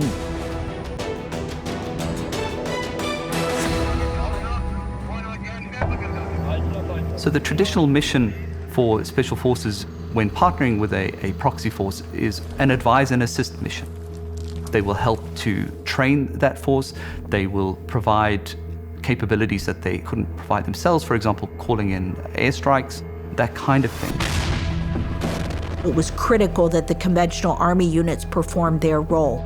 And literally, thanks to Australian SOF, the East Mosel battle was won. But it was done in the classic by, with, and through method. It was really done with a Iraqi in front of every operation. And this is, I think, the hallmark. As we have moved into the 21st century, we're seeing a growing shift towards a kind of warfare that relies heavily on what is sometimes referred to as Indigenous mass, where the boots on the ground are Indigenous forces, but they are enabled by special operations forces. It showed that it was possible to help a country fight its own fight and avoid this optic and reality of a US-led invasion or even a coalition intervention. This was helping those countries reclaim their territory. Which is much more attractive to particularly Western democracies than putting large conventional forces in place. That's a model of the future, so we're reducing the numbers of operators and leveraging those local forces. With terrorist outposts in far-flung corners of the world, special operations forces are frequently banding together in an effort to dismantle insurgent groups. Africa, I think, is a model of how special operations are going to be conducted going forward. There won't be huge numbers of deployed special operators as there were in the Iraq Operation Inherent Resolve. Africa is a very dynamic environment where there are lots of terrorist groups. They form and reform. The Sahel is a region that's perfect for a sanctuary by these groups. In Mali, within Africa's Sahel region, France led a 5-country anti-insurgent coalition force in Operation Barkhane. A number of coalition countries are coming in to help bolster the effort to build local counterterrorism forces. So there's a constant cycle of learning on both sides, of trying to outthink the other. It's like any kind of evolutionary situation. But going forward, I think we also want to think about what's the unique comparative advantage that different nations or different types of force have, and how do we exploit those? As we often say, the stupid insurgents are all dead. So those that are still here have learned, and they continue to learn, as do the special operators on the other side of the fence.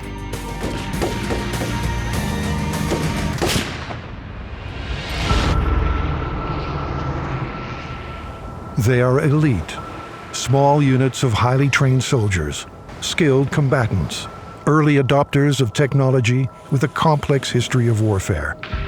And as we look to the future, we can see how they're evolving. The first woman passed through successfully special forces selection, but I would be confident in predicting there will be the first Green Beret who's a female within the next year.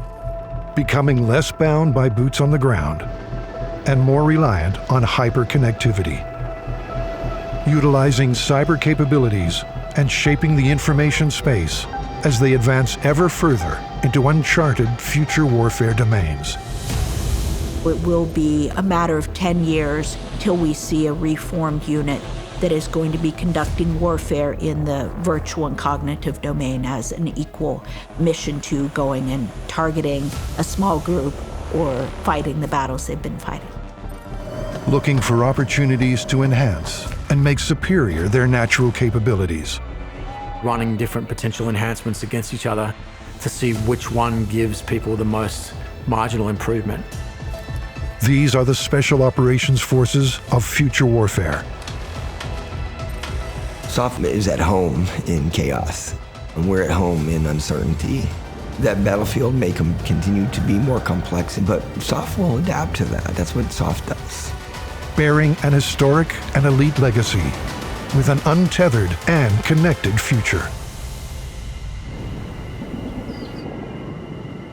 It's important to understand the history of special operations for the future of special operations. History isn't predictive, but it is the best guide we have to what lies ahead.